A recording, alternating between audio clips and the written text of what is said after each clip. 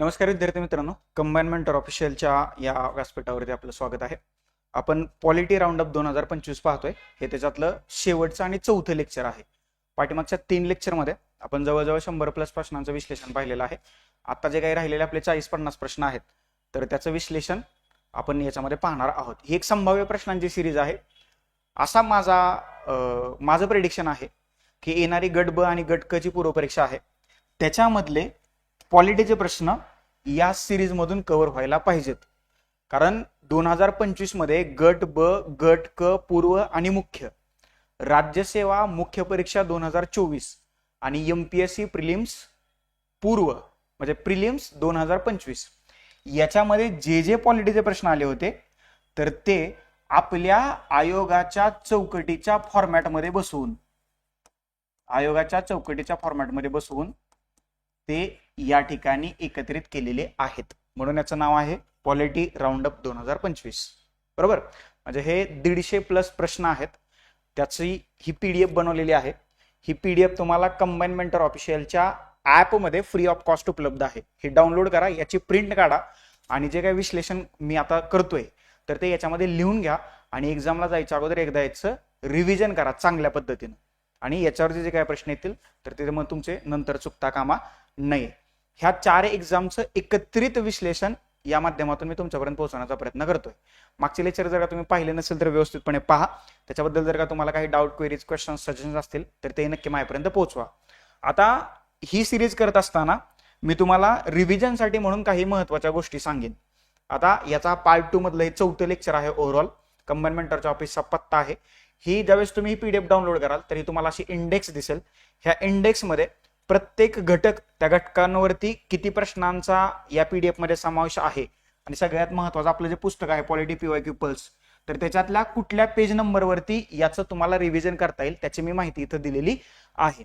आता घटना निर्मिती प्रक्रिया आहे, 4 प्रश्न आहेत. पान नंबर 3.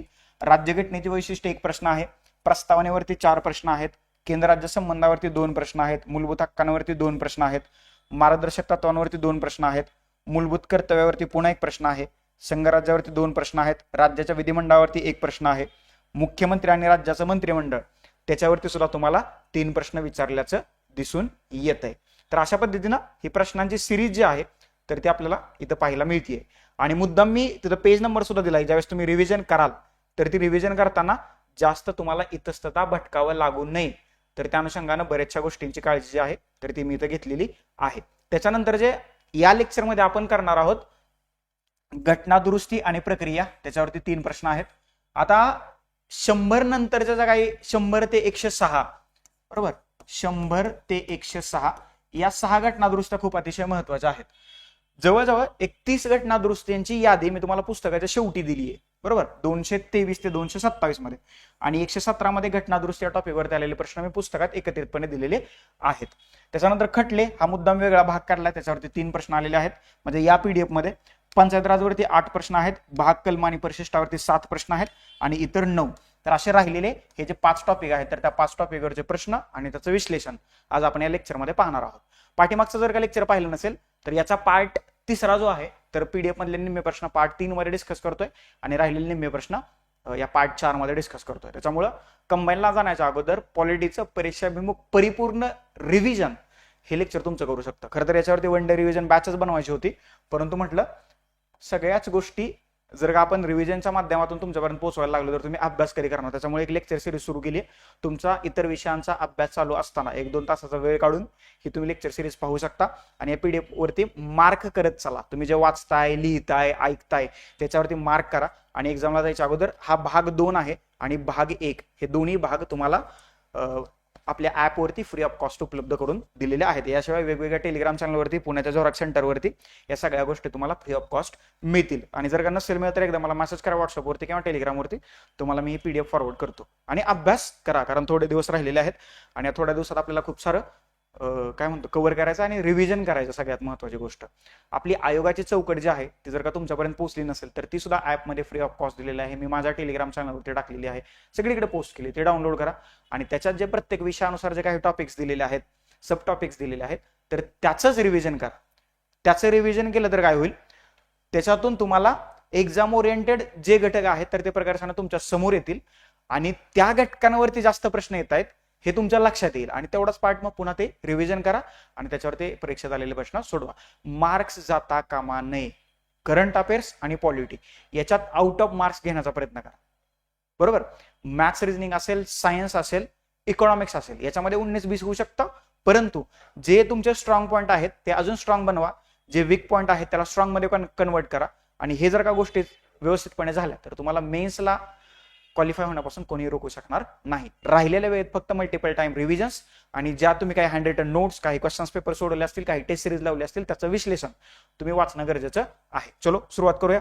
आणि हे जे विश्लेषण आहे तर ते तुम्हाला कंबाईन मेंटर ऑफिशियलच्या टेलिग्राम चॅनलवरती अगदी किंवा युट्यूब चॅनलवरती तुम्हाला फ्री ऑफ कॉस्ट पाहायला उपलब्ध करून दिलेलं आहे. त्याच्यामुळे ते तुम्ही व्यवस्थितपणे पाहायचं आहे. ह्या पीडीएफ सुद्धा आपण मुद्दाम फ्री ऑफ कॉस्ट ठेवलेले आहेत, याच्यासाठी कुठलेही पैसे घेतलेले नाहीयेत.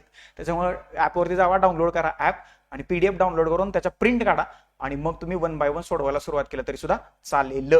हे राज्य विधिमंडळ वगैरे सगळ्या गोष्टी बघितल्यात, मुख्यमंत्री आणि राज्याचं मंत्रिमंडळ त्याच्यावरचे प्रश्न आपण पाहिलेले आहेत. आता आपण घटना दुरुस्ती आणि तिथून पुढचा जो टॉपिक आहे तर त्याच्याबद्दल आपण चर्चा करणार आहोत. ओके. मागच्या लेक्चरमध्ये हे सगळे इन डिटेलमध्ये पाहिले, नंतर तुम्ही म्हणाल फक्त तुम्ही स्क्रोल करायला लागलाय. नाही. चलो, घटना दुरुस्ती आणि प्रक्रिया. बरोबर. घटना दुरुस्ती म्हटल्यानंतर तुमच्या डोळ्यासमोर लगेच आर्टिकल 368 आला असेल आणि 368 म्हटल्यानंतर भाग 20 सुद्धा तुमच्या डोळ्यासमोर आलेला असेल. तर त्या अनुषंगानं राहिलेलं डिस्कशन, राहिलेली चर्चा आपण या पार्टमध्ये करणार आहोत, अगदी इन डिटेल, परीक्षाभिमुख, परिपूर्ण.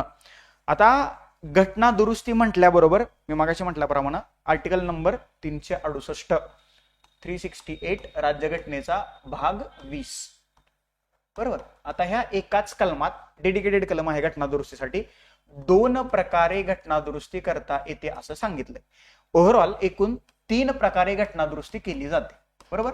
पण हे 2 प्रकार जे आहेत तर ते 368 मध्ये सांगितलेले आहेत. त्याच्यातला पहिला प्रकार आहे विशेष बहुमत. हे तुम्हाला माहितच असेल.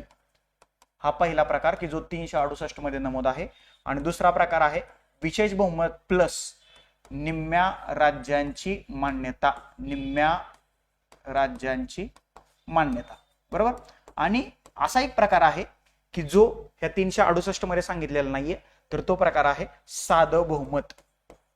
साधं बहुमत. आलं लक्षात.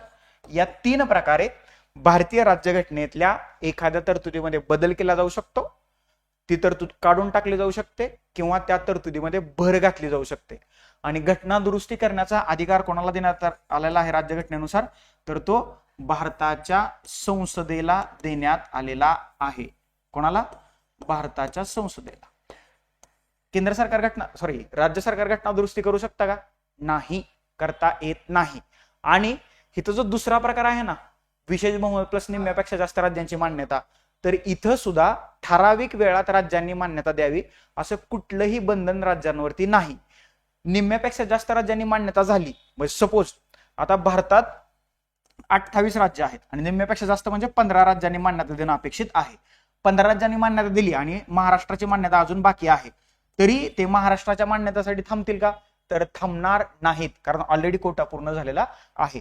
घटना दुरुस्ती विधेयकाबाबत राज्याच्या विधिमंडळाला कुठलाही अधिकार देण्यात आलेला नाही. फक्त मान्यतेची गरज असते. निम्म्यापेक्षा जास्त राज्यांची मान्यता झाली आणि एखादं राज्य मान्यता देण्या वाचून राहिलं तर त्याचा विचार केला जात नाही. घटना दुरुस्ती विधेयकाला राष्ट्रपतींनी मान्यता देणं राष्ट्रपतींवरती बंधनकारक करण्यात आलेलं आहे. आता ते कुठल्या घटना दुरुस्तीनुसार बंधनकारक करण्यात आले, कमेंट बॉक्समध्ये न विसरता कमेंट करा, कारण हे बऱ्याचशा वेळेला मी तुम्हाला एक्सप्लेन करताना बोललेलो आहे. ती घटना दुरुस्ती कोणती, कमेंट बॉक्समध्ये कमेंट करा. चलो, प्रश्न काय म्हणतो बघूया. भारतीय नागरिकांचे मूलभूत हक्क आणि राज्याच्या धोरणाची मार्गदर्शक तत्व यांच्यातील परस्पर संबंधाबाबत खालील विधाने विचारात घ्या. मी सुरुवातीलाच तुम्हाला सांगितलं होतं, नागरिकांचे मूलभूत हक्क आणि राज्य धोरणाची मार्गदर्शक तत्व ही एकाच नाण्याच्या 2 बाजू आहेत. मूलभूत हक्क हे न्याय प्रविष्ट आहेत, म्हणजेच काय, याचं उल्लंघन झालं तर तुम्ही न्यायालयात दाद मागू शकता, आर्टिकल 32, आर्टिकल 226 नुसार. बरोबर. आणि हे डीपीएसपी जे आहेत, directive principle of state policy, तर हे न्याय प्रविष्ट नाहीत. म्हणजे काय, जर का राज्य संस्थेने याची अंमलबजावणी केली नाही तर तुम्ही त्याच्या विरोधात न्यायालयात जाऊ शकत नाही. हे मार्गदर्शक तत्वे जे आहेत तर हे आर्थिक आणि सामाजिक लोकशाही प्रस्थापित करण्याचं काम करतात आणि हे मूलभूत हक्क जे आहेत राजकीय लोकशाही प्रस्थापित करण्याचं काम करतात. म्हणजे राजकारणामध्ये पार्टिसिपेट होण्यासाठी तुम्हाला हक्क दिलेला आहे आणि ते पार्टिसिपेशन व्यवस्थितपणे आहे की नाही त्याचं ऑब्झर्वेशन करण्याची भूमिका जी आहे तर ती DPSP अंतर्गत राज्य संस्थेकडे देण्यात आलेली आहे. राज्यधोरणाची मार्गदर्शक तत्व ही सकारात्मक स्वरूपाची आहेत आणि मूलभूत हक्क हे नकारात्मक स्वरूपाचे मानले जातात. बरोबर. 32 नुसार तुम्हाला सर्वोच्च न्यायालयात जाता येतं मूलभूत हक्कांचं उल्लंघन झालं तर, आणि 226 नुसार तुम्हाला उच्च न्यायालयात जाता येतं. हे मूलभूत हक्क आणि मार्गदर्शक तत्व. तर त्याच्याशी संबंधित हा त्यांनी प्रश्न डिझाईन केलेला आहे. आयोगाने हा प्रश्न कॅन्सल केलेला आहे हे लक्षात ठेवा.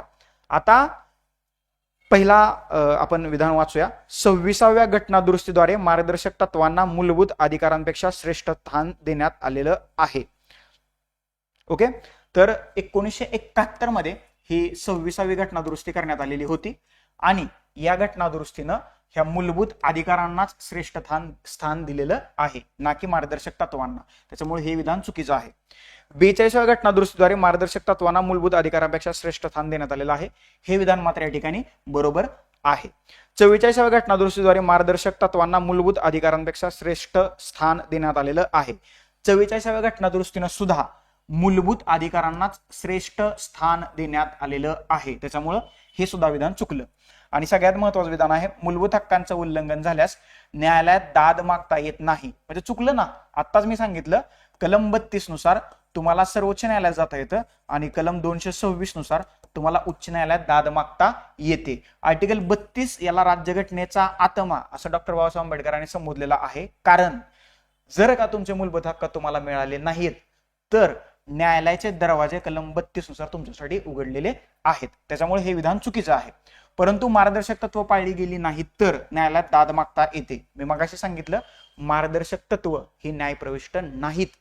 त्याचं अंमलबजावणी करणं हे राज्य संस्थेवरती कंपल्सरी किंवा बंधनकारक करण्यात आलेलं नाहीये. किंवा राज्य संस्थेने जर का ते केलं नाही तर असं नाही म्हणू शकत की काय हे राज्य संस्थेचं काम होतं केलं नाही आम्ही न्यायालयात चाललोय. नाही, असं राज्यघटनेत कुठलीही तरतूद करण्यात आलेली नाही. आणि असं काही उत्तर नाहीये म्हणून हा प्रश्न केलाय हॅश केलाय हॅश. आलं लक्षात. त्याच्यामुळे हे लक्षात ठेवा. 26वी घटना दुरुस्ती जी होती 1971 ची तर या घटना दुरुस्तीनं भारतातील जे संस्थानिक होते किंवा त्या संस्थानिकांना मिळणारे तनखे म्हणजे ते पगार वगैरे सॅलरी वगैरे ती जी गव्हर्नमेंट ऑफ इंडियाच्या तिजोरीतून जात होती ते तनखे किंवा ती सॅलरी आणि त्यांना काही विशेष अधिकार होते तर ते रद्द केलेले आहेत 26व्या घटना दुरुस्तीनं. बरोबर. आता सगळ्यात महत्वाची गोष्ट म्हणजे 24 ते 27 या ज्या 3 घटना दुरुस्त्या आहेत ना तर त्या 1971 मध्ये झालेल्या आहेत. अलग लक्षात. या सगळ्या घटना दुरुस्त्या आणि या महत्वाच्या आहेत. 24व्या घटना दुरुस्तीनं घटना दुरुस्ती विधेयकाला मान्यता देणं राष्ट्रपतींवरती कंपल्शन केलंय किंवा बंधनकारक करण्यात आले. 1971 ची घटना दुरुस्ती, 26वी घटना दुरुस्ती आणि 27व्या घटना दुरुस्ती या तिन्ही घटना दुरुस्त्या 1971 मध्येच करण्यात आलेल्या आहेत. आणि बऱ्याचशा महत्वाच्या घडामोडी या घटना दुरुस्तीच्या माध्यमातून गव्हर्नमेंट ऑफ इंडियाने संसदेने घडवलेला आपल्याला दिसतंय. त्याच्यामुळे हा प्रश्न कॅन्सल झालाय. अजून एक तुम्हाला याच्यावरती प्रश्न बनू शकतो. घटना दुरुस्तीची प्रक्रिया भारतीय राज्यघटनेत खालीलपैकी कुठल्या राज्यघटनेतून स्वीकारलेली आहे असा जर का प्रश्न विचारला तर डोळे झाकून त्या प्रश्नाचं उत्तर लिहायचं. दक्षिण आफ्रिकेच्या राज्यघटनेतून ही तरतूद आपण स्वीकारलेली आहे. भारतीय राज्यघटनेच्या कलम 368 मध्ये ह्या घटना दुरुस्तीबद्दलची प्रक्रिया नमूद करण्यात आलेली आहे. आणि याचा जर का भाग विचारला तर भाग 20 मध्ये ही तरतूद आहे. समजला. संपला प्रश्न. चलो हा प्रश्न हॅश केलाय. त्याचं उत्तर मी तुम्हाला सांगितले का चुकीचा आहे तो. पुढचा प्रश्न हा सुद्धा घटना दुरुस्तीवरचाच हा प्रश्न आहे. बघा काय म्हणतोय. प्रश्न नीट वाचा. प्रश्न नीट वाचणं गरजेचं आहे आणि योग्य अयोग्य चूक बरोबर याच्यात आपल्याला पुढे जायचं आहे. भारतीय संविधानातील दुरुस्ती संदर्भात खालील विधानं किंवा विधाने वाचा म्हटले. कशाबद्दल? संविधानातील दुरुस्तीबाबत म्हणजेच घटना दुरुस्तीबाबत. पहिलं काय आहे? संसदेत मतभेद झाल्यास घटना दुरुस्तीचा प्रस्ताव रद्द होतो. बरोबर. संसदेत मतभेद झाल्यास घटना दुरुस्तीचा प्रस्ताव रद्द होतो. घटना दुरुस्तीच्या विधेयकास राष्ट्रपतींची पूर्वपरवानगी आवश्यक असते. ओके. इथं काय म्हटलंय? घटना दुरुस्तीच्या विधेयकास राष्ट्रपतींची पूर्वपरवानगी आवश्यक असते का? तर नसते. संपला विषय. त्याच्यानंतर घटनादुरुस्ती विधेयकाला मान्यता देण्यासाठी राज्य विधिमंडळावर वेळेचं बंधन आहे. आता मागाशी सांगितले घटनादुरुस्तीच्या बाबतीत राज्याच्या विधिमंडळाची भूमिका 0% आहे. ओके, तर त्याच्यावरती राज्य विधिमंडळावरती कोणत्याही वेळेचं बंधन नसतं, हे लक्षात ठेवा. दिले तर ठीक, नाही दिले तर ठीक. त्याच्यानंतर घटनादुरुस्ती विधेयकाबाबत राष्ट्रपतींना नकाराधिकार नाही, हे विधान बरोबर आहे आणि हे विधान बरोबर आहे. जर का कलम 368 नुसार घटनादुरुस्तीचा एखादा प्रस्ताव संसदेत मांडला आणि त्याच्याबद्दल जर का गदारोळ निर्माण झाला तर हा प्रस्ताव रद्द होतो आणि नव्यानं तो प्रस्ताव मांडला जातो. कारण धन विधेयक आणि घटनादुरुस्ती विधेयकासाठी संयुक्त बैठकीची तरतूद नाही, हे लक्षात ठेवा. तुम्हाला असाही प्रश्न विचारला जाऊ शकतो, खालील कोणत्या 2 घटकांसाठी संयुक्त बैठकीची तरतूद करण्यात आलेली नाही? तर पहिला आहे घटनादुरुस्ती विधेयक आणि दुसरा आहे धन विधेयक. कलम 108 मध्ये संयुक्त बैठकीची तरतूद करण्यात आलेली आहे, हेही लक्षात ठेवा. बरोबर. आणि इथं घटनादुरुस्तीचे विधेयकास राष्ट्रपतीची पूर्वपरवानगी आवश्यक असते का? तर नसते. परंतु घटनादुरुस्ती विधेयकाला मान्यता देणं 24व्या घटनादुरुस्तीने मात्र कंपल्सरी करण्यात आलेलं आहे. ती त्यांना मान्यता द्यावीच लागते. पुढे घटनादुरुस्ती विधेयकाला मान्यता देण्यासाठी राज्य विधिमंडळावर वेळेचं बंधन नसतं. त्यांनी दिले तर ठीक, नाही दिले तर ठीक. तर अ आणि ड हे 2 पर्याय बरोबर आहेत, ब आणि क चुकीचं आहे. तर आपल्या प्रश्नाचं उत्तर आहे पर्याय क्रमांक 1, अ आणि ड बरोबर आहेत, ब आणि क चुकीचं आहे. तर 1 पर्याय बरोबर आहे. घटनादुरुस्तीच्या अनुषंगानं अशा पद्धतीचे प्रश्न कंबाईनला येणं थोडंसं कठीण आहे, कारण हा अवघड कॅटेगरीतला मॉडरेट लेवलचा प्रश्न आहे. परंतु याच्यावरचा एक सेंटेन्स उचलून प्रश्न बनू शकतो. आता बघा, राज्य विधिमंडळ हा आपल्या चौकटीचा भाग आहे. ते असेही म्हणतील म्हणजे 2 विधेयक जर का त्यांनी बाजूला काढली राज्य विधिमंडळाशी संबंधित, तर हे त्याच्यामध्ये एक जर का विधान असलं तर याच्याबद्दल तुम्हाला आश्चर्य वाटायला नको. म्हणजेच काय, घटनादुरुस्ती विधेयकाला मान्यता देण्यासाठी राज्य विधिमंडळावर वेळेचं बंधन आहे का? तर वेळेचं बंधन नाही.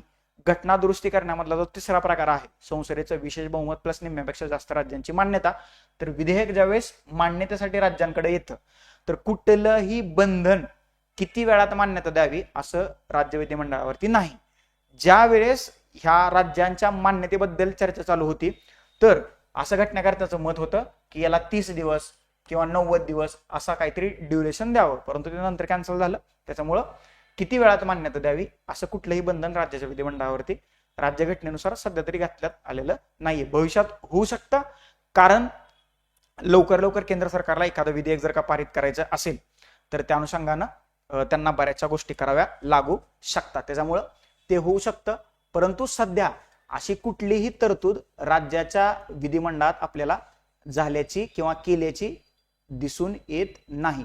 हे थोडंसं तुम्ही व्यवस्थितपणे लक्षात घ्या. ओके, चलो पुढचा प्रश्न बघा काय म्हणतोय. हा प्रश्न समजला तुम्हाला? यस, चलो पुढे जाऊया. 2002 ची 86वी घटना दुरुस्ती आहे आणि त्या अनुषंगानं हा प्रश्न इथं विचारलेला आहे. 2002च्या 86व्या घटना दुरुस्ती विधेयकाद्वारे खालीलपैकी कोणती तरतूद करण्यात आलेली नाही म्हटले त्यांनी. ओके, आता ही 86वी घटना दुरुस्ती म्हटलं की तुमच्या डोळ्यासमोर शिक्षणाबद्दलच्या तरतुदी आलेल्या असतील. एज्युकेशन 14 वर्ष वयापर्यंतच्या बालकांसाठी. तर कुठली तरतूद करण्यात आलेली नाही म्हटले त्यांनी, नाही. आधी तुम्हाला माहित पाहिजे की 86वी घटना दुरुस्ती आहे कशा संबंधी. बरोबर, 86व्या घटना दुरुस्तीनं मूलभूत हक्क, ओके, मार्गदर्शक तत्व आणि मूलभूत कर्तव्य या तिन्ही गोष्टींमध्ये बदल केलेले आहेत किंवा या तिन्ही घटकांमध्ये काहीतरी ऍड केलेलं आहे, तरतुदी ऍड केलेल्या आहेत. त्याच्यामुळे 86वी घटना दुरुस्ती महत्वाची आहे. बघा, पहिलं विधान काय आहे? प्राथमिक शिक्षण हा मूलभूत अधिकार करण्यात आला. तर बरोबर आहे. 6 ते 14 वयोगटातील बालकांसाठी हा मूलभूत अधिकार करण्यात आला. पहिलं विधान ऍब्सोल्युटली करेक्ट आहे.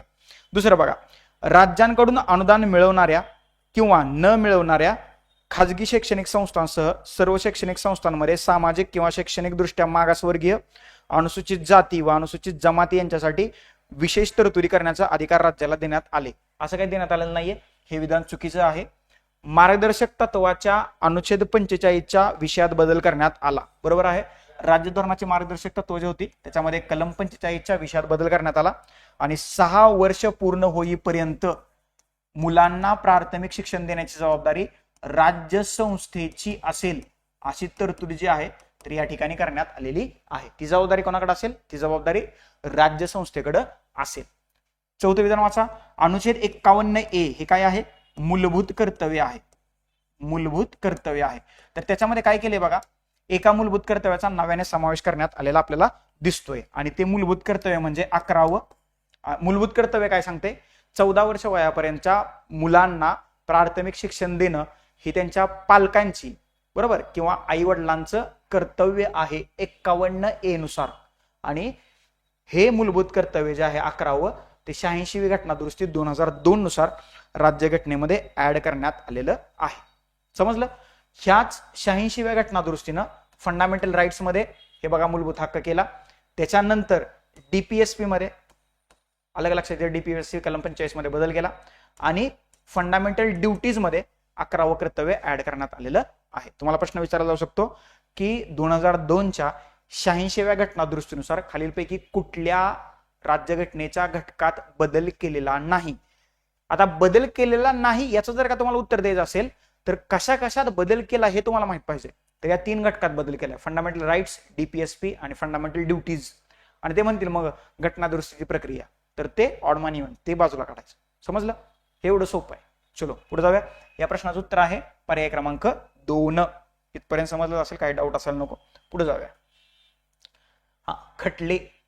सुप्रीम कोर्टात जे काही महत्वाचे खटले उभा राहिले आणि त्या महत्वाच्या खटल्यांचा निर्णय देताना भारताच्या सर्वोच्च न्यायालयानं काही तरतुदी, काही शिफारशी, काही अटी ज्या आहेत तर त्या देशासमोर ठेवलेल्या आहेत. आर्टिकल 21 संबंधित म्हणजे आर्टिकल 21 राईट टू लाईफ हे जे आर्टिकल आहे तर राज्यघटनेचं अतिशय महत्वाचं असणारं आर्टिकल आहे, बरोबर. तर या आर्टिकलनुसार किंवा या कलमानुसार, या कलमाशी संबंधित भारताच्या राज्यघटनेत 40 खटले आहेत. त्या 40 खटल्यांवरती एक लेक्चर मी घेतो. आता ते परमानंद कटरा असेल, मनेका गांधी केस असेल, बरोबर, अशा वेगवेगळे खटले आहेत की जे आपल्या वेगवेगळ्या दैनंदिन घटकांशी संबंधित आहेत. ओके. परमानंद कटरा आता आरोग्य सेवेशी संबंधित होता. मनेका गांधी म्हणजे बाहेर प्रवास करण्याशी संबंधित होता, कारण त्यांचा विजा वगैरे काढून घेतला होता. 1980ला तो खटला सर्वोच्च न्यायालयात उभा राहिला होता आणि मग तिथं सर्वोच्च न्यायालयानं एक आर्टिकल 21चं विस्तृत स्वरूप जे आहे तर ते आपल्या समोर ठेवलेलं आहे. तर अशा 40 खटल्यांवरती एक लेक्चर लवकरच युट्यूबवरती तुम्हाला मी उपलब्ध करून देतो आणि तशी पीडीएफ जी आहे तर ते सुद्धा मी टेलिग्राम चॅनलला अपलोड करून देतो. त्याच्या बाहेर अजूनपर्यंत आयोगाने प्रश्न विचारला नाही आणि 40 खटल्याच्या बाहेर आयोग जाणार सुद्धा नाही. त्याच्यामुळे जास्त टेन्शन नका घेऊ, ते मी करू. त्याचं वही गाणं आपण एकदा वाजवून टाकूया, त्याच्यामुळे टेन्शन नको. आलं लक्षात? आता बघा प्रश्न काय म्हणतोय. पुढीलपैकी कोणत्या खटल्याच्या निकालात न्यायालयीन पुनर्विलोकन हे भारतीय संविधानाचं मूलभूत वैशिष्ट्य असल्याचं म्हटलं आहे? आता बघा त्यांनी काय म्हटलंय, न्यायालयीन पुनर्विलोकन हे भारतीय संविधानाचं मूलभूत. आता हे वेगवेगळ्या खटल्यात वेगवेगळ्या वेळेला वेगवेगळ्या निर्णयात सर्वोच्च न्यायालयानं हे तत्व जे आहे तर ते आपल्याला तिथं पुढे आणल्याचं दिसतं. पण 1979चा जो मिनर्वा मिल्स खटला होता तर प्रकर्षानं हा प्रश्न सुद्धा आयोगाने कॅन्सल केलाय. पण मिनर्वा मिल्स खटल्यामध्ये 1980च्या मिनर्वा मिल्स खटल्यात मात्र हे तुम्हाला तत्व पुढे आल्याचं दिसतंय. ओके. आता ज्युडिशियल रिव्ह्यू किंवा न्यायालयीन पुनर्विलोकन हे आलं कुठनं? तर हे अमेरिकेच्या सर्वोच्च न्यायालयामध्ये एक खटला चालू होता, मार्बरी वर्सेस मॅडिसन 1803 मध्ये. तर त्या खटल्याचा निकाल देताना त्या सर्वोच्च न्यायालयाच्या न्यायाधीशांनी ही ज्युडिशियल रिव्ह्यूची संकल्पना तिथं वापरली 1803 मध्ये आणि त्यावेळेसपासून मग भारताच्या राज्यघटनेमध्ये सुद्धा ही कल्पना स्वीकारलेली आहे. ज्युडिशियल रिव्ह्यू म्हणजे काय? एखादा नियम किंवा एखादा कायदा जर का संसदेनं पारित केला किंवा कायदेमंडळानं पारित केला तर तो राज्यघटनेला अनुसरून आहे की नाही हे चेक करण्याचा अधिकार सर्वोच्च न्यायालयाला आहे. त्यालाच काय म्हटलं जातं? Judicial review. रिव्ह्यू म्हणजे काय? तपासून पाहणं किंवा चेक करणं. म्हणजे उगाच उद्या संसद किंवा कायदेमंडळ उठून एखादा कायदा करेल की ज्या कायद्यानं किंवा ज्या नियमानं ज्या अटीनं नागरिकांच्या मूलभूत हक्कांचं उल्लंघन होऊ शकतं किंवा राज्यघटनेच्या बेसिक स्ट्रक्चरला धक्का पोहोचू शकतो, मग त्याचा रिव्ह्यू होणं गरजेचं आहे की नाही? तर त्याचा रिव्ह्यू करणं गरजेचं आहे. आणि हा रिव्ह्यू करण्याचा अधिकार कोणाला आहे? भारताच्या सर्वोच्च न्यायालयाला. ज्युडिशियल रिव्ह्यू, ज्युडिशियल ऍक्टिव्हिजम आणि ज्युडिशियल ओव्हररीच या 3 वेगवेगळ्या कन्सेप्ट आहेत, बरोबर. ज्युडिशियल ऍक्टिव्हिजम म्हणजे काय की एखादी व्यक्ती आपली केस न्यायालयात दाखल करण्यासाठी इलिजिबल नसेल तर मग स्वतः सर्वोच्च न्यायालय किंवा उच्च न्यायालय तसा खटला दाखल करून घेतं. ह्याला ज्युडिशियल ऍक्टिव्हिजम म्हणतात. 1980च्या दशकात ही कन्सेप्ट बाहेर आलेली आहे, संकल्पना बाहेर आलेली आहे. ज्युडिशियल ओव्हररीच म्हणजे काय? राज्य विधिमंडळानं असेल किंवा सर्वोच्च न्यायालयात किंवा संसदेनं एखादी गोष्ट करण्या अगोदर सर्वोच्च न्यायालयाने जर का ती गोष्ट केली तर त्याला ज्युडिशियल ओव्हररीच म्हणतात. म्हणजे कायदे करण्याचं काम जे आहे तर ते सर्वोच्च कायदे मंडळाचं आहे. आणि एखादा कायदा जर का सर्वोच्च न्यायालयानेच केला की असं असं हे आहे, आम्हाला हे असं वाटतंय, तर ते कायदे मंडळाच्या वरचं ठरलं ना न्यायालय, तर त्याला ज्युडिशियल ओव्हररीच म्हणतात. हे 3 कन्सेप्ट वेगवेगळे आहेत: ज्युडिशियल रिव्ह्यू, ज्युडिशियल ऍक्टिव्हिजम आणि ज्युडिशियल ओव्हररीच. ओके, हे थोडंसं लक्षात ठेवा. आणि मग PIL आलं, पब्लिक इंटरेस्ट लिटिगेशन. म्हणजे काय, आता मी आणि दुसरा कोणतरी व्यक्ती आहे, ओके, आणि दुसरा व्यक्ती माझ्या विरोधात केस करायला सर्वोच्च न्यायालयात किंवा उच्च न्यायालयात जाऊ शकत नाही, तर त्याच्याकडून सोसायटीनं जर का PIL, पब्लिक इंटरेस्ट लिटिगेशन, न्यायालयात दाखल केली तर त्या व्यक्तीतर्फे हे लोकच लढतात किंवा सर्वोच्च न्यायालय त्याची बाजू मांडतं किंवा उच्च न्यायालय त्याची बाजू मांडतं, तर याला पब्लिक इंटरेस्ट लिटिगेशन असं म्हटलं जातं. जनहित याचिका असं सुद्धा त्याला मराठीमध्ये म्हटलं जातं. तर सर्वोच्च न्यायालय किंवा न्यायमंडळाशी संबंधित ह्या वेगवेगळ्या टर्म्स आहेत. याच्यावर सुद्धा एक लवकरच लेक्चर जे आहे तर ते तुमच्यापर्यंत पोहोचवण्याचा मी प्रयत्न करतो. मनेका गांधी खटला कधीचा आहे हो? 1980चा हा खटला आहे आणि हा आर्टिकल 21 संबंधित असणारा अतिशय महत्वाचा खटला आहे. SR बोमई खटला 1994चा हा खटला आहे. गोलकनाथ खटला जो आहे तर 1967चा हा खटला आहे. हे खटले जे आहेत तर काय करतो, सगळे खटले पकडून तुम्हाला मी काय करतो एका लेक्चरमध्ये तयार करून देतो, म्हणजे उगच इकडे तिकडे जायला नको. ओके, सगळ्यात महत्वाची गोष्ट म्हणजे ज्याच्यावरती प्रश्न विचारणं अपेक्षित होतं तर ते कलम 21 शी संबंधित जेवढे खटले आहेत ते सगळे तुम्हाला एकत्रित मी देतो. आणि फंडामेंटल राईट्स वर्सेस DPSP हा जो वाद आहे किंवा विवाद आहे किंवा हा जी चर्चा आहे, हा जो डिस्कोर्स आहे, याच्याशी संबंधित काही खटले आहेत. त्याच्यातलं चंपकम दोराईजा खटला 1951चा आहे, गोलकनाथ खटला आहे 1967, मिनर्वा मिल्स खटला आहे 1980चा आणि केशवानंद भारती खटला आहे 1973चा. तर हे जे 4 महत्वाचे खटले आहेत फंडामेंटल राईट्स वर्सेस DPSP संबंधितले, तर ते सुद्धा मी तुम्हाला एका वेगळ्या लेक्चरमध्ये कव्हर करण्याचा प्रयत्न करतो. कारण याच्यावर जर का बोलत बसलं या खटल्यांवरती, हे 4 महत्वाचे खटले आणि आता मी महत्वाचे 4 सांगितलेले खटले असे 8 खटले महत्वाचे आहेत आणि कलम 21 संबंधित 40 खटले, तर ते मी तुम्हाला एका लेक्चरमध्ये मांडून देतो आणि त्याचंच फक्त रिव्हिजन करा. ओके, किंवा मी एक PDF सुद्धा अपलोड करून देतो, बघू काय होतं. एवढं लेक्चर संपल्यानंतर त्याच्यावरती मी कार्यवाही सुरू करतो आणि एक्झामच्या अगोदर तुमच्यापर्यंत काहीतरी पोहोचवण्याचा प्रयत्न निश्चितपणेच मी करेन. पुढचा प्रश्न काय म्हणतोय बघा, मनेका गांधी विरुद्ध भारतीय सरकार किंवा भारत सरकार या खटल्यात सर्वोच्च न्यायालयाने अनुच्छेद 21चा व्यापक व विस्तृत अर्थ लावला, ज्यामुळे अनुच्छेद 21 वरील निवाड्याचे खालीलपैकी कोणते परिणाम झाले. बरोबर, काय परिणाम झाला म्हणजे 1980ला त्या मनेका गांधी बाहेरच्या देशात चालल्या होत्या, यांचा व्हिसा काढून घेतला आणि यांना बाहेरच्या देशात जाण्यावरून बंदी घातली. मनेका गांधी म्हणजेच मागच्या मोदी मंत्रिमंडळात ह्या महिला आणि बालविकास मंत्री होत्या, आता यांच्याकडे कुठलंही खातं नाही. तर हा खटला आर्टिकल 21 संबंधित असणारा अतिशय महत्वाचा खटला आहे आणि याच खटल्यात व्यापक आणि विस्तृत अर्थ लावलाय आर्टिकल 21 संबंधित तरतुदींचा, हे लक्षात ठेवा. त्याच्यामुळं मूलभूत हक्क आणि कलम 21 म्हटलं की मनेका गांधी खटला तिथं येतोच येतो. तर काय झाले किंवा काय परिणाम झालेले आहेत असा त्यांनी प्रश्न विचारलाय. काय झाले बघू आपण. सर्वोच्च न्यायालयाने गोपालन खटल्यातील स्वतःचा निकाल अग्राह्य ठरवला. म्हणजेच काय, हा जो गोपालन खटला होता ना, हा गोपालन खटला 1967 मध्ये सर्वोच्च न्यायालयात उभा राहिलेला होता. कधी? 1967ला. आणि या गोपालन खटल्यामध्ये ह्या राईट टू लाईफ वरती आर्टिकल 21 वरती काही निर्बंध घातलेले होते. ओके, आणि मनेका गांधी खटल्यांमध्ये 1980ला म्हणजे जवळजवळ 20 वर्षांनी या खटल्यात घातलेले निर्णय ह्या मनेका गांधी खटल्यात काढून टाकले. म्हणजे काय, सर्वोच्च न्यायालयानं 20 वर्षापूर्वी दिलेला निर्णय 20 वर्षानंतर बदलला. त्याच्यामुळे पहिलं विधान या ठिकाणी बरोबर आहे. त्याच्यानंतर पुढे जाऊया. सर्वोच्च न्यायालयाने कायद्याची योग्य पद्धत ही अमेरिकन संकल्पना स्वीकृत केली. म्हणजेच काय, ड्यू प्रोसेस ऑफ लॉ ही अमेरिकन कन्सेप्ट जी आहे तर आपण या ठिकाणी स्वीकारलेली आहे, हे सुद्धा बरोबर आहे. अनुच्छेद 21 मधील व्यक्तिगत स्वातंत्र्य या संज्ञेचा अर्थ अत्यंत व्यापक व विस्तृत असून त्यामध्ये व्यक्तिगत स्वातंत्र्याचा भाग असलेल्या विविध हक्कांचा समावेश होतो, हे सुद्धा स्वीकारलेलं आहे. तर हे सुद्धा विधान या ठिकाणी बरोबर आहे. म्हणजे पर्याय क्रमांक 4 जे आहे तर ते आपल्या प्रश्नाचं उत्तर आहे. ड्यू प्रोसेस ऑफ लॉ आणि प्रोसिजर इस्टॅब्लिश्ड बाय लॉ, ब्रिटनची कन्सेप्ट आणि अमेरिकेची कन्सेप्ट याच्यावरती कंबाईनला प्रश्न अजून तरी विचारलेला नाहीये, भविष्यात विचारला जाऊ शकतो. ओके, म्हणजे हा जो 1967चा गोलकनाथ खटला जो होता, तर त्या खटल्यात सर्वोच्च न्यायालयानं काय म्हटलं होतं माहिती आहे का? डीपीएसपीची म्हणजे राज्याच्या मार्गदर्शक तत्वांची अंमलबजावणी करताना बाय चान्स जर का मूलभूत हक्कांचं उल्लंघन झालं तर ते ठीक आहे, ते होऊ शकतं मूलभूत हक्कांचं उल्लंघन, असं गोलकनाथ खटल्यात सर्वोच्च न्यायालयानं गोपालन खटल्यात सर्वोच्च न्यायालयानं मत मांडलं होतं. म्हणजेच काय, तिथं मूलभूत हक्कांचा संकोच करण्यात आलेला होता. आणि पुन्हा मग 20 वर्षांना सर्वोच्च न्यायालय म्हटलं नाही नाही, आम्ही जो मागे निकाल दिला होता चुकीचा आहे. आणि मनेका गांधी खटल्यामध्ये ह्या आर्टिकल 21चा विस्तृत आणि व्यापक अर्थ तिथं आपल्याला लावल्याचं दिसतंय. आणि तिथं असं सांगितलं की डीपीएसपीची अंमलबजावणी करताना मूलभूत हक्कांवरती निर्बंध किंवा त्याचं आकुंचन किंवा त्याच्यावरती निर्बंध येता कामा नये. पर्याय क्रमांक 4 या ठिकाणी या प्रश्नाचं योग्य उत्तर आहे. समजलं इथपर्यंत? पुढे जाऊया. पुढचा प्रश्न, हा एक थोडा इंटरेस्टिंग प्रश्न आहे आणि मग पंचायत सुरू होते.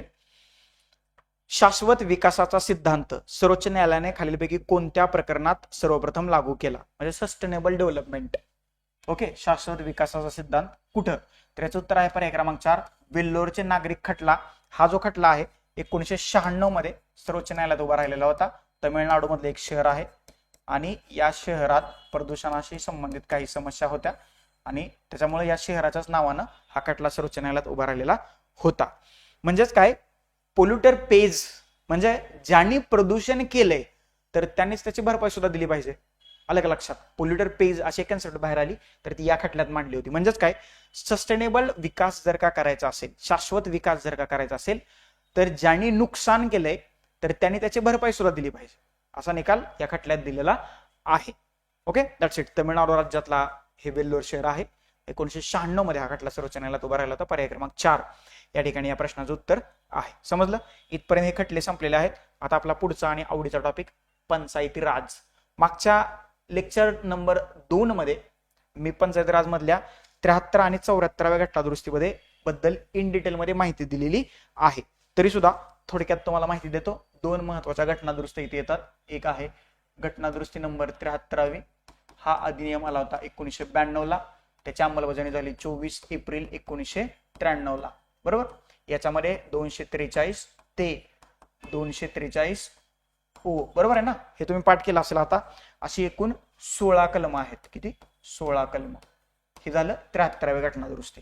त्याच्यानंतर येते 74व्या घटनादुरुस्ती. हा सुद्धा अधिनियम 1992चा आहे. याची अंमलबजावणी झाली 1 जून 1993 पासून. बरोबर. आणि याच्यामध्ये 243 पी ते 243 ZG अशा एकूण 18 कलमांचा समावेश होतो 74व्या घटनादुरुस्ती. That's it. एवढं लक्षात ठेवणं गरजेचं आहे.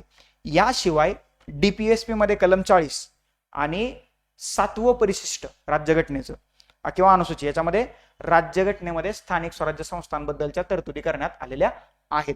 जर का तुम्हाला विचारलं भारताच्या राज्यघटनेमध्ये स्थानिक शासन संस्थेसंबंधीच्या तरतुदी कुठे कुठे करण्यात आलेल्या आहेत, पहिला आहे 73व्या घटनादुरुस्ती, मग 74व्या घटनादुरुस्ती, मग आहे डीपीएसपी मध्ये कलम 40 नुसार ग्रामपंचायतीची स्थापना, आणि मग कुठे येतं 7वी अनुसूची किंवा 7वं परिशिष्ट. तिथं तुम्हाला दिसते बघा काय सूच्या दिसत आहेत. सूच्या त्याच्यामध्ये एक आहे केंद्र सूची, दुसरी आहे राज्य सूची आणि तिसरी आहे समवर्ती सूची. समजलं? आणि ह्या 7व्या परिशिष्टाशी संबंधित असणारा आर्टिकल आहे 246. इथं सुद्धा तुम्हाला केंद्र राज्य संबंधाची विभागणी केल्याचं आपल्याला दिसून येतंय. आणि प्रश्न हा 73व्या घटनादुरुस्तीच्या अनुषंगाने विचारलेला आहे. एवढं एक्सप्लेनेशन बास, संपला विषय. आता 73वी घटनादुरुस्ती भाग 9 आणि परिशिष्ट 11, 74वी घटनादुरुस्ती भाग 9A आणि परिशिष्ट 12, वरती 19 विषय, खाली आलं लक्षात 18 विषय. हे तुम्हाला सगळं माहीतच आहे. चलो पुढे जाऊया. प्रश्न बघा काय म्हणतोय.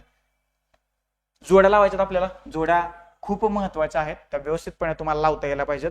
परीक्षेतल्या जोड्या चुकल्या तर तुमचा मार्क जाऊ शकतो, आयुष्यातल्या जोड्या चुकल्या तर तुम्ही आयुष्य ठीक आहे. चला जोड्या लावायच्यात. लॉर्ड मेयोचा ठराव, लॉर्ड रिपनचा ठराव, Mumbai municipal corporation act, Maharashtra नगर परिषद, नगरपंचायत आणि औद्योगिक नागरी कायदा, अशा ह्या 4 घटकांच्या त्यांच्या सालानुसार जोड्या लावायच्या आहेत. इथं वर्ष तुम्हाला दिलेली आहेत, त्याच्यानुसार जोड्या लावायच्या. लॉर्ड मेयोचा ठराव कधी आला? याचं उत्तर आहे पर्याय क्रमांक 4. मी डायरेक्ट तुम्हाला उत्तर सांगतो. ऑप्शन याचे खाली गेलेले आहेत, त्याच्यामुळे थोडंसं तुमचं इथं कन्फ्युजन होऊ शकतं. आता हा लॉर्ड मेयोचा ठराव जो आहे तर याने आर्थिक विकेंद्रीकरण केलं. काय केलं? आर्थिक विकेंद्रीकरण भारतात करून आणलेलं आहे. आणि लॉर्ड रिपनचा ठराव जो आहे तर याने लोकसहभागाला प्रोत्साहन दिलं. कशाला? लोकसहभागाला प्रोत्साहन. लोकसहभागाचं यांनी प्रोत्साहन दिलेलं आहे. बरोबर. आता व्हाईस रॉय लॉर्ड रिपन होता कधी? 1840 ते 1884 म्हणजे 4 वर्षाचा बिचाराला कार्यकाल मिळाला आणि त्याला भारतातील आधुनिक स्थानिक स्वराज्य संस्थेचा जनक म्हणून ह्या पुढे गेलं, ह्या लॉर्ड रिपनकडे पाहिलं जातं. हा भारताचा व्हाईस रॉय होता. काय होता? व्हाईस रॉय होता. कधी? 1840 ते 1884 या कार्यकाळात. समजलं? आणि त्याच्याच अनुषंगानं हा जोड्याला होता. एक्सप्लेनेशन पास होता. डायरेक्ट उत्तरावरती येऊ तर याचं उत्तर आहे लॉर्ड मेयोचा ठराव जो आहे तर लॉर्ड मेयोचा ठराव कधी गेला? 1870 ला आला. बरोबर का? लॉर्ड मेयोचा ठराव 1870 ला आला. रिपनचा ठराव जो आहे तर तो आला 1882 ला. कारण त्याचा कालावधीच किती होता रिपनचा? 1880 ते 1884. त्याच्यामुळं 82 त्याचं उत्तर आहे. मुंबई म्युनिसिपल कॉर्पोरेशन ऍक्ट जो आहे तर तो आला 1888 ला आणि महाराष्ट्र नागरी परिषद नागरी पंचायत नियम आला 1965 ला. इथपर्यंत ऑल क्लिअर? इथपर्यंत काही डाऊट नसायला पाहिजे. तर याचं उत्तर आहे पर्याय क्रमांक 4. आता हा जो जोड्या लावाचा टॉपिक आहे तर त्याची उत्तरं तुम्हाला इथं प्रिंट झालेली दिसतील. म्हणजे मराठी आणि इंग्लिशसाठी एकदाच दिले तर तेवढं थोडंसं सांभाळून घ्या. पर्याय क्रमांक 4 हे आपल्या प्रश्नाचं उत्तर आहे. ज्यावेळेस तुम्ही घटनादुरुस्तीचा अभ्यास करता सगळ्यात महत्वाची घटनादुरुस्ती आहे 73वी. याच्यातलं सगळ्यात महत्वाचं आहे ग्रामप्रशासन. तेवढंच करा. याच्यातल्या ज्या ग्राम विकास समिती आहेत तर टेस्ट सिरीजला त्याच्यावरती प्रश्न होता. तुम्ही त्या ग्राम विकास समित्या, त्याच्याबद्दलच्या तरतुदी, किती महिला सदस्य असतात, किती पुरुष सदस्य असतात, सरपंच काय करतो, उपसरपंच काय करतो, ग्रामसेवक काय करतो, तर याच्यातली माहिती तुम्हाला तिथं असायला पाहिजे. त्याच्यावरती आयोगाने प्रश्न विचारलेले आहेत. 74व्या घटनादुरुस्तीच्या अनुषंगानं जास्त गोष्टी करू नका. कारण सध्या मध्ये महानगरपालिकेच्या निवडणुका चर्चेत आहेत आणि ग्रामपंचायतीच्या पण निवडणुका चर्चेत आहेत. त्याच्यामुळे 74वी घटनादुरुस्ती सुद्धा थोडी चर्चेत आहे. वरवरचं बघून घ्या. किती प्रकारच्या स्थानिक स्वराज्य संस्था असतात तर त्या 8 प्रकारच्या असतात. त्या कोणत्या असतात, कुठं होतात, लोकसंख्येचा क्रायटेरिया काय आहे, एवढ्याच वरच्या गोष्टी पाहून घ्या. इन डिटेल मध्ये गेला ना ह्या 73 आणि 74व्या घटनादुरुस्तीवरती लेक्चरची सिरीज सुरू होईल. त्याच्यामुळे ते इन डिटेल मध्ये करू नका. 73वी घटनादुरुस्ती इन डिटेल मध्ये करा. ओके. म्हणजे पंचायत दिन ओके त्या सगळ्या गोष्टी तुम्हाला माहिती आहेत. वारंवार आपण त्याच्याबद्दल बोललेलो आहे. टेस्ट सिरीज मध्ये जे पंचायत राज बद्दल प्रश्न विचारलेले आहेत अगदी 11 टेस्ट मध्ये ते जर का तुम्ही रिवाइज केले तर त्याच्यावरती प्रश्न ओव्हरलॅप होऊ शकतात. ते तुम्हाला एक्झाम मध्ये मार्क्स देऊन जाऊ शकतात. त्याच्यामुळं 11 टेस्ट आहेत, त्याचं व्यवस्थितपणे रिव्हिजन करणं गरजेचं आहे. हे तुम्हाला समजायला पाहिजे. हे लक्षात ठेवा. त्याच्याशिवाय आपल्याकडे पर्याय नाहीये. म्हणजे जो घटक तुम्हाला कमी वेळात जास्त मार्क देऊन जातोय, सगळ्या विषयांचा सांगतोय मी, तर तो घटक मल्टिपल टाइम रिव्हिजन करणं हे आपलं आद्य आणि परम कर्तव्य आहे. आणि उगाच एखाद्या घटकावरती एकच प्रश्न होते 2 दिवस तुम्ही तेच वाचताय, कसं काय चालणार? म्हणून मी म्हणतोय आयोगाची चौकट जी आम्ही तुम्हाला दिलेली आहे तर ती व्यवस्थितपणे रिवाइज करा आणि त्याच्यावरती जे येणारे प्रश्न आहेत तर ते तुम्ही सोडवायचा प्रयत्न करा. बरोबर.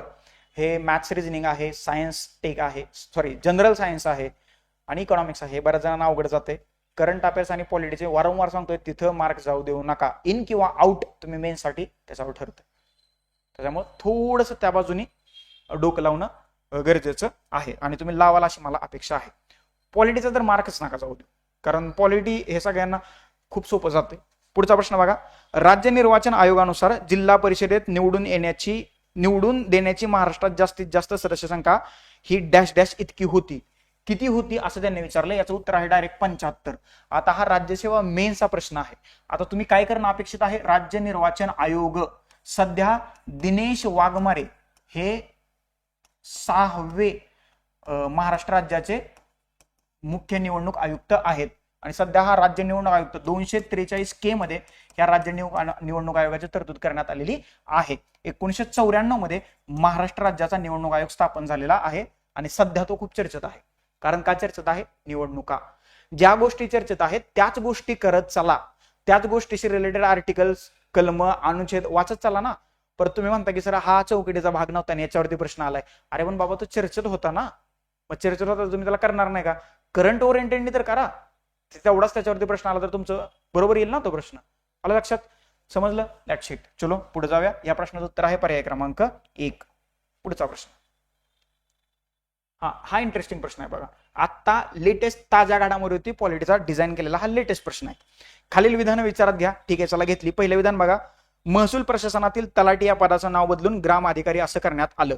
मला माहित नाही करण्यात आलं का नाही, प्रश्न पहिल्यांदा वाचू. महसूल प्रशासनातील तलाठी या पदाचं नाव दिनांक 14 ऑक्टोबर 2024 पासून बदलून ग्राम महसूल अधिकारी असं करण्यात आलं. मी मागच्या लेक्चरमध्ये तुम्हाला एक ट्रिक दिली होती. दोन विधानं सेम आहेत, इथं फक्त डेट आली आहे. कुठलं तरी एकच विधान बरोबर असेल.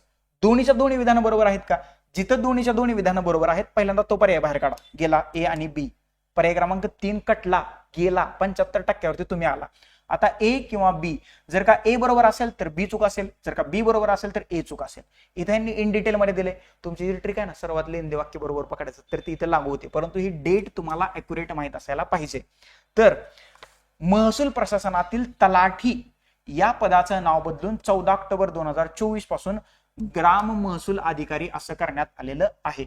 हे पर्याय बी जो आहे तर तो बरोबर आहे, ए या ठिकाणी चुकीचं आहे, हे लक्षात ठेवा.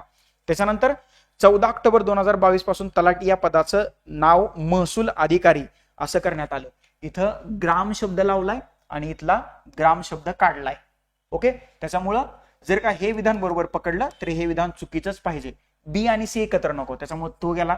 एक तर बी बरोबर पाहिजे, ए तर चुकले, त्याच्यामुळे हे गेला. पोचला उत्तरापर्यंत. पर्याय क्रमांक 1 आपल्या प्रश्नाचं बरोबर उत्तर आहे. थोडस लॉजिक लावा, थोडस अभ्यास करताना जर का डोकं लावलं तर हे तुम्हाला ट्रिक्सवरती काम करण्याचीच गरज नाही पडणार. मी तुम्हाला सांगतो, पहिलं विधान चुकीचं होतं म्हणून दुसरं बरोबर पकडलं. आणि इथं जर का हे तुम्ही बरोबर पकडलं, इथं ग्राम महसूल अधिकारी आहे, तर इथं महसूल अधिकारी म्हणजे तो दुसरा पण असू शकतो ना. जिल्हा परिषद असू शकतो, पंचायत समितीचा असू शकतो, किंवा वेगळ्या एमपीसीतला असू शकतो. बरोबर. तर इथं ग्राम, कारण हा तलाठी जो असतो तो काही शहरासाठी असतो का? ग्रामीण भागासाठीच असतो ना. त्याच्यामुळं इथं ग्राम महसूल अधिकारी पाहिजे होतं. त्याच्यामुळे सी चुकलं. पर्याय क्रमांक 1 आपल्या प्रश्नाचं उत्तर आहे. कोतवालाचं नाव बदलून महसूल सेवक असं केले, ते मी लिहू शकतो, लिहून देऊ शकतो. इथं लिहितोय. तलाट्याचं नाव बदलून काय केले? ग्राम महसूल अधिकारी असं करण्यात आलेलं आहे. कोतवालाचं सुद्धा नाव बदलले. आणि हे सगळं निवडणुकीच्या अगोदर झाले बरं का, हे लक्षात ठेवा. महसूल सेवक असं कोतवालाचं नाव केलेलं आहे, हे लिहून ठेवा, लिहून. महसूल सेवक. याच्यानंतर ग्रामसेवकाचं सुद्धा नाव बदललंय. ग्रामसेवकाला आता ग्राम विकास अधिकारी काय म्हणतात? ग्राम विकास अधिकारी असं कोणाला म्हटलं जाते? ग्रामसेवकाला. ही 3 नावं बदललीत. तलाट्याचं ग्राम महसूल अधिकारी, कोतवालाचं महसूल सेवक आणि ग्रामसेवकाचं ग्राम विकास अधिकारी. ह्याच्यावरती जोड्या लावाला किंवा अशी 3 वाक्य बनवू शकतात. ते 3 वाक्य बनवू शकतात. पहिल्या वाक्यात म्हणतील ते तलाट्याचं नवीन नाव ग्राम महसूल अधिकारी, कोतवालाचं नवीन नाव मग ते म्हणतील ग्राम विकास अधिकारी, आणि ग्रामसेवकाला महसूल सेवक असं काहीतरी ते करतील. उलट पालट कसंही करतील. परंतु जर का तुम्हाला ही 3 नावं माहित असली, जुनी आणि नवीन, तर तुमचं उत्तर चुकणार नाही. ही 3 नावं स्पेस जो दिलाय तिकडं तर त्याच्यामध्ये लिहून घ्या तुम्ही तुमच्या क्वेश्चन पेपरवरती किंवा या पीडीएफ वरती. समजलं? आलं लक्षात? पर्याय क्रमांक 1 या ठिकाणी या प्रश्नाचं उत्तर आहे. पुढचा प्रश्न. हा प्रश्न रिपीट झाला. याचं उत्तर पर्याय क्रमांक 1 आहे. मागं आपण त्याच्याबद्दल पाहिलेलं होतं. पुढचा प्रश्न बघा. महाराष्ट्रातील पंचायत समितीबाबत खालील विधानं विचारात घ्या. बरं, पहिलं विधान बघा. सभापती किंवा उपसभापती यांच्या निवडणुकीच्या वैधते संबंधात विवाद उपस्थित झाल्यास त्या बाबतीत जिल्हाधिकाऱ्यास किंवा त्याने प्राधिकृत केलेल्या अधिकाऱ्यास किंवा सदस्यास तो विवाद निवडणुकीच्या तारखेपासून 30 दिवसांच्या आत आयुक्तांकडे निर्णयासाठी निर्देशित करता येईल. एवढं मोठं वाक्य आहे. याचा अर्थ हे वाक्य बरोबर असायला पाहिजे. आपण गृहीत धरून चालू, मला या प्रश्नाचं उत्तर येत नाही तरी सुद्धा मला जर का हा प्रश्न सोडवायचा असेल तर मी काय करेन, एवढं इन डिटेल इन डेप्थ मध्ये दिलंय, याचा अर्थ याच्यामध्ये काहीतरी समथिंग चांगला आहे. तर प्रश्न काय बघा, सभापती आणि उपसभापती पंचायत समितीबाबतचा हा प्रश्न आहे. बरोबर. तर निवडणुकीच्या वैधते संबंधित जर का काही वाद निर्माण झाला तर त्याच्याबद्दलचा निर्णय घेण्याचा अधिकार जिल्हाधिकाऱ्यास किंवा जिल्हाधिकाऱ्याने एखाद्या व्यक्तीला नियुक्त केलं असेल तर अधिकाऱ्यास सदस्यास तो विवाद निवडणुकीच्या तारखेपासून किती दिवसांच्या आत? 30 दिवसांच्या आत आयुक्तांकडे निर्णयासाठी निर्देशित करता येईल. याच्यावरती संभाव्य प्रश्न असा आहे, सभापती किंवा उपसभापतीच्या निवडणुकीच्या वैधतेबाबत वाद निर्माण झाल्यास किती दिवसांच्या आत आयुक्तांकडे तो विवाद निर्देशित करता येतो? तर तो आहे 30 डेज, 30 दिवस. हे लक्षात ठेवा, 30 दिवस. ओके, म्हणजे आपण जे म्हणतो ना प्रश्नांवरून प्रतिप्रश्न तयार होऊ शकतात, तर ते असे तयार होऊ शकतात. हे जर का तुमच्या डोक्यात आलं तर मात्र एमपीएससी खूप सोपे. म्हणजे आयोगाचं विचारून संपलंय. मला सांगा, महाराष्ट्राच्या इतिहासावरती काय तुम्ही इतिहास बदलणार आहे का आता? नाही बदलू शकत. ओके, किंवा तुम्ही भारताचा इतिहास बदलणार आहे का आता? नाही बदलू शकत. जे विचारायचं होतं तेवढं सगळं विचारले ना. मग आता काय त्यांनी पीवायक्यू म्हणजे 2021च्या पीवायक्यू मधलं एक वाक्य उचलतील, 2024च्या पीवायक्यू मधलं एक वाक्य विचारतील आणि दोन्हीवरती नवीन प्रश्न तयार होईल. पीवायक्यूचं विश्लेषण म्हणजे फक्त प्रश्न आणि त्याचं उत्तर वाचणं नव्हे, तर राहिलेले 3 ऑप्शन्स का चुकीचे आहेत तर त्याचं विश्लेषण करणं गरजेचं आहे. आणि हे पॉलिटी पीवायक्यू पल्स नावाचं जे पुस्तक आहे त्याच्यामध्ये आपण हेच करून दिले. म्हणजे बरोबर उत्तर तर सर्वांनाच माहित आहे, परंतु चुकीचे जे 3 पर्याय आहेत तर ते का चुकीचे आहेत आणि त्याचं बरोबर स्टेटमेंट काय असू शकतं हे ते मी पुस्तकात तुम्हाला एकत्रित स्वरूपात मांडलेलं आहे. म्हणून मी तुम्हाला वारंवार सांगतो की ते पुस्तक घ्या आणि एकदा वाचा. ओके, चलो पुढचं वाक्य बघू. आयुक्तांच्या निर्णयाविरुद्ध करावयाचं अपील अशा निर्णयाच्या तारखेपासून 15 दिवसांच्या आत राज्य शासनाकडे दाखल करता येईल अशी नाहीये, तरतूद नाहीये. तर पर्याय क्रमांक 1 जे आहे विधान अ या ठिकाणी आपल्याला बरोबर असल्याचं दिसतंय. समजलं, संपला विषय. असे प्रश्न शक्यतो गट ब गट क पूर्वला आलेले नाहीयेत. हा पंचायत समितीचा प्रश्न आहे. हे राज्यसेवा मेन्सचे प्रश्न आहेत, हे लक्षात ठेवा. एवढे इन डिटेल इन डेप्थ मध्ये विचारत नाहीयेत. हे 30 दिवसांवरती प्रश्न बनू शकतो, परंतु हे एवढं मोठं लाईन आणि हे नाही. हे सरपंचाच्या बाबतीत विचारतील किंवा ग्रामविकास समितीच्या बाबतीत विचारतील, ग्राम प्रशासनाच्या बाबतीत विचारतील. म्हणजेच 73व्या घटनादुरुस्तीच्या अनुषंगानं ही तयारी करणं अपेक्षित आहे. पुढचा प्रश्न जोड्या लावाचा काय बघा. प्रश्न नीट वाचला तर उत्तर सुद्धा आपल्याला नीट देता येऊ शकतं. महाराष्ट्रातील ग्रामपंचायतीचं कामकाज कोणत्या अधिनियमानुसार चालतं? बरोबर, तर याचं उत्तर आहे मुंबई ग्रामपंचायत अधिनियम. त्यालाच बॉम्बे असंही म्हटलं जातं. 1958चा हा कायदा आहे. तर याच कायद्यानुसार महाराष्ट्रातील ग्रामपंचायतीचं कामकाज चालतं. ओके, या कायद्याचं नवीन नाव महाराष्ट्र ग्रामपंचायत अधिनियम 1959 असं केलेलं आहे. काय केलेलं आहे? MH ग्रामपंचायत अधिनियम 1959 असं केलेलं आहे. आणि याच कायद्यामध्ये ग्राम विकास समित्यांची तरतूद जी आहे तर ती करण्यात आलेली आहे. म्हणजे तुम्हाला असाही प्रश्न विचारला जाऊ शकतो, खालीलपैकी कोणत्या कायद्यात, हे कायदे तुम्हाला तिथे पाहायला मिळतील, कुठल्या कायद्यात ग्राम विकास समित्यांची तरतूद करण्यात आलेली आहे? तर मुंबई ग्रामपंचायत किंवा बॉम्बे ग्रामपंचायत अधिनियम 1958 किंवा महाराष्ट्र ग्रामपंचायत अधिनियम 1959 याचंच नवीन नाव ती आहे आणि त्याच्यामध्ये ग्रामविकास समित्यांची तरतूद करण्यात आलेली आहे. टेस्ट सिरीजला याच्यावरती मुद्दाम प्रश्न एक डिझाईन केला होता. दुसऱ्या टप्प्यातली तिसरी टेस्ट सिरीज तुम्ही पाहिली असेल, सोडवली असेल. बरोबर. त्याच्यानंतर महाराष्ट्र जिल्हा परिषद आणि पंचायत समिती अधिनियम कधीचा आहे? 1961चा आहे. ग्रामपंचायत अधिनियम 1958चा 1959ला नावात बदल केला, हे लक्षात ठेवा. याच्यावरती तुम्हाला प्रश्न विचारला जाऊ शकतो. 2 आणि 3 चुकीचा आहे. पर्याय क्रमांक 1 या ठिकाणी आपल्या प्रश्नाचं उत्तर आहे. ओके, चलो नेक्स्ट क्वेश्चन. जिल्हा परिषद आणि पंचायत समिती अधिनियम 1961 वरती हा प्रश्न तुम्हाला दिसतोय. महाराष्ट्र जिल्हा परिषद व पंचायत समिती अधिनियम 1961 कलम 45 नुसार जिल्हा परिषदेचे अध्यक्ष व उपाध्यक्ष यांची निवड करणाऱ्या प्रथम सर्वसाधारण सभेचे अध्यक्ष कोण असतात? ओके, सगळ्यात महत्वाचं, हा प्रश्न असा कंबाईनला रिफ्लेक्ट होईल याची शक्यता कमी आहे, परंतु महाराष्ट्र जिल्हा परिषद पंचायत समिती अधिनियम 1961 हा कायदा लक्षात ठेवा 1961चा आहे. त्याच्यातलं कलम 45 काय सांगतं हे नाही, हे महत्वाचं नाहीये. पण जर का आला तर याच्यामध्ये कशाबद्दलची तरतूद करण्यात आली? जिल्हा परिषदेच्या अध्यक्ष आणि उपाध्यक्ष यांच्या निवडीबाबतची तरतूद जी आहे कलम 45 मध्ये करण्यात आली. ZP. संपला विषय. म्हणजे 2 प्रश्न याच्यावरून बनू शकतात. तर ह्या सर्वसाधारण सभेचा अध्यक्ष कोण असतं असं विचारले तर पर्याय क्रमांक 4 जिल्हाधिकारी किंवा उपजिल्हाधिकारीपेक्षा दर्जा कमी नसलेला त्यांनी नियुक्त केलेला अधिकारी. बघा, उपजिल्हाधिकारी, जर का जिल्हाधिकारी सर्वोच्च पद असेल तर उपजिल्हाधिकारी लगेच येणार नाही, त्याच्यामुळे हा कटला. तहसीलदाराचा तर काय संबंधच नाही. विभागीय आयुक्त हा जिल्हाधिकाऱ्याच्या वरचा झाला, त्याच्यामुळे तोही लगेच येणार नाही. 3 आणि 4 मध्ये कन्फ्युजन होतं, परंतु इथे त्यांनी बघा जिल्हाधिकारी किंवा उपजिल्हाधिकाऱ्यापेक्षा कमी दर्जा नसलेला व्यक्ती, परंतु याची नियुक्ती मात्र ह्या जिल्हाधिकाऱ्याने केलेली असायला पाहिजे. पर्याय क्रमांक 4 आपल्या प्रश्नाचं उत्तर या ठिकाणी आहे. सोपं आहे ना.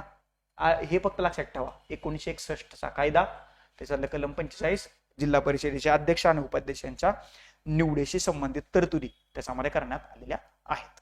अच्छिट, समजलं. पर्याय क्रमांक 4 या प्रश्नाचं उत्तर आहे. पुढे जाऊया. हा प्रश्न आहे एमपीएससी प्रिलिम्स 2025. खालीलपैकी कोणत्या घटनादुरुस्ती कायद्याने महानगर नियोजन समितीची स्थापनेची तरतूद केलेली आहे? महानगर नियोजन समिती नावातच आहे ना, काय आहे, नगराशी संबंधित म्हटल्यानंतर 74 घटनादुरुस्ती कायदा 1992 नुसार ह्या महानगर नियोजन समितीच्या स्थापनेची तरतूद केलेली आहे. ह्याच्यामध्ये डाऊट घेण्यासारखंच काही नाही. एकतर 73 किंवा 74. 73 तर ग्रामीण भागाशी संबंध आहे, त्यामुळे गेला 42चा काही संबंध नाहीये, आणि 44 सुद्धा काय नाही. 74 घटनादुरुस्ती, संपला विषय. 1 जून 1993 ला त्याची अंमलबजावणी झालेली आहे. आता एक काम करा, मी पटपट तुम्हाला 2-3 गोष्टी लिहून देतो, त्या फक्त लिहून द्या, नाहीतर मी शेवटी सांगतोय. चला, काय मला सांगायचंय, कलम 74 अंतर्गत ज्या 8 संस्थांची निर्मिती करण्यात आली, त्याच्यामध्ये म्युनिसिपल कॉर्पोरेशन आहे, म्युनिसिपालिटी आहे, नोटिफाईड एरिया कमिटी आहे, टाउन एरिया कमिटी आहे, कॅन्टोन्मेंट बोर्ड आहे, टाउनशिप आहे, पोर्ट ट्रस्ट आहे आणि स्पेशल पर्पज एजन्सी. ह्या 8 नागरी स्थानिक स्वराज्य संस्था आहेत. किती? 8.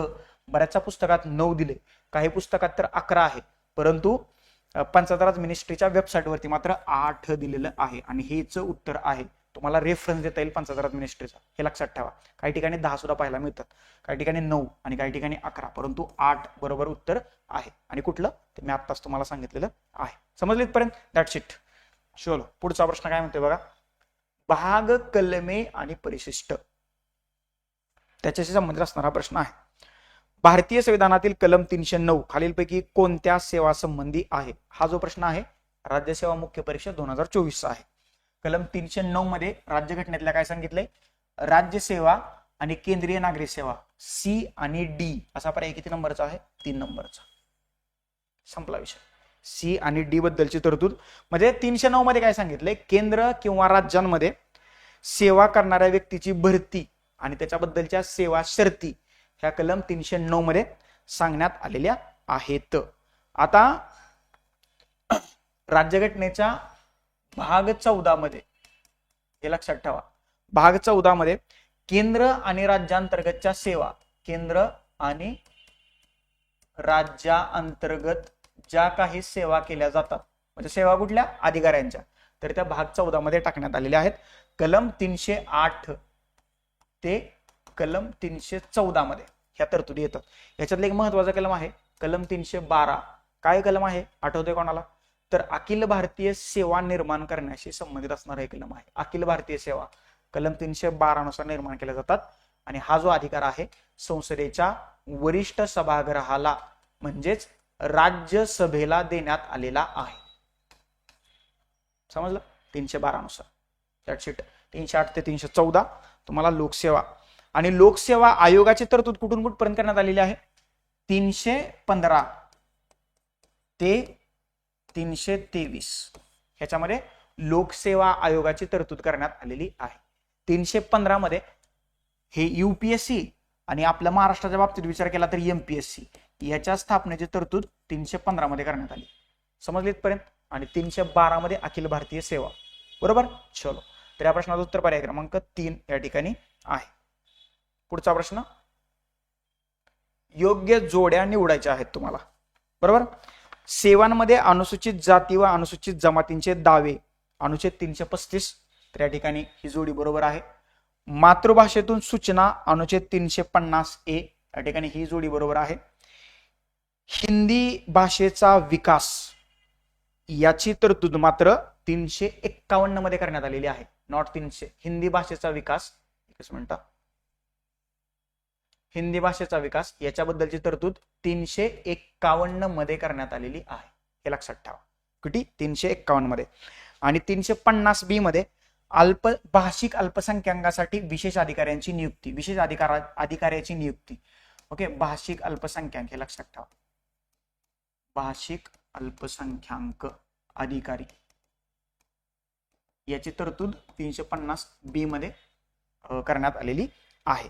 ओके, त्याच्यानंतर सगळ्यात महत्वाची गोष्ट म्हणजे आता हे जे तुम्हाला सांगितलं ना, मातृभाषेतून सूचना किंवा शिक्षण, हे प्राथमिक स्तरावरती मान्य आहे. कुठल्या स्तरावरती? प्राथमिक स्तरावर हे मान्य आहे 350 ए नुसार, बरोबर. आणि 350 बी नुसार भाषिक अल्पसंख्याक अधिकारी, हिंदी भाषेच्या विकासाचे निर्देश 351 नुसार संसद देऊ शकते. 343 मध्ये हे कलम खूप महत्वाचं आहे. 343 काय आहे? कलम 343, केंद्र सरकारची कार्यालयीन भाषा कुठली असेल तर देवनागरी लिपीतली हिंदी, आणि याच्याशी संबंधित मुन्शी अय्यंगार हा फॉर्म्युला, याच्यावरती राज्यसेवेला प्रश्न विचारला होता. मुन्शी अय्यंगार फॉर्म्युला, भाषेशी संबंधित हा फॉर्म्युला होता. 1949 ला घटना समितीत याच्यावरती चर्चा झाली होती. आणि 343 राज्याची किंवा राज्य संस्थेची कार्यालयीन भाषेशी संबंधित असणाऱ्या तरतुदी आपल्याला पाहायला मिळतात. राज्यघटनेचा भाग 17 लक्षात ठेवा.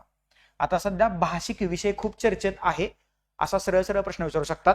भारतीय राज्यघटनेच्या कोणत्या भागात कार्यालयीन भाषेबद्दल तरतूद करण्यात आलेली आहे? तर भाग 17 मध्ये कलम 343 ते 351, 343 ते कलम 351 मध्ये कार्यालयीन भाषेबद्दलची तरतूद करण्यात आलेली आहे. समजलीत पर्यंत? That sheet. चलो पुढे जाऊया. या प्रश्नाचं उत्तर होतं अ आणि ब, पर्याय क्रमांक 1. पुढचा प्रश्न काय म्हणतोय बघा.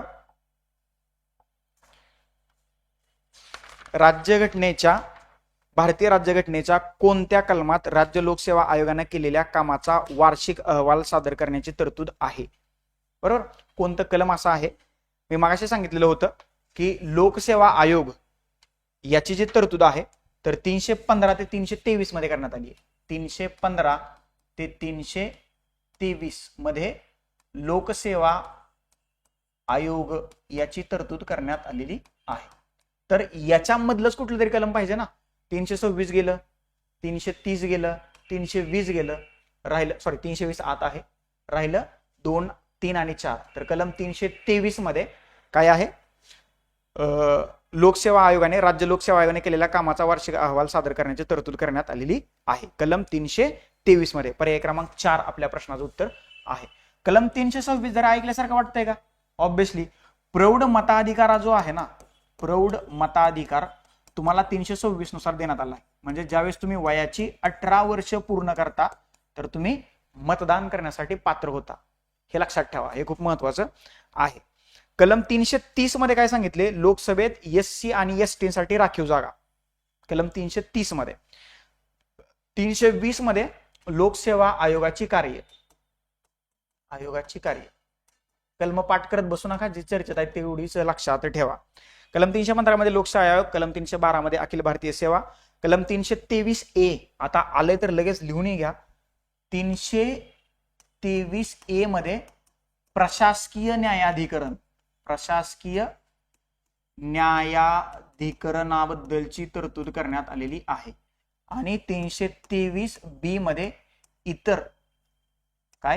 इतर न्यायाधिकरणे याची तरतूद करण्यात आलेली आहे. हे लक्षात ठेवा, याच्यावरती प्रश्न विचारला जाऊ शकतो.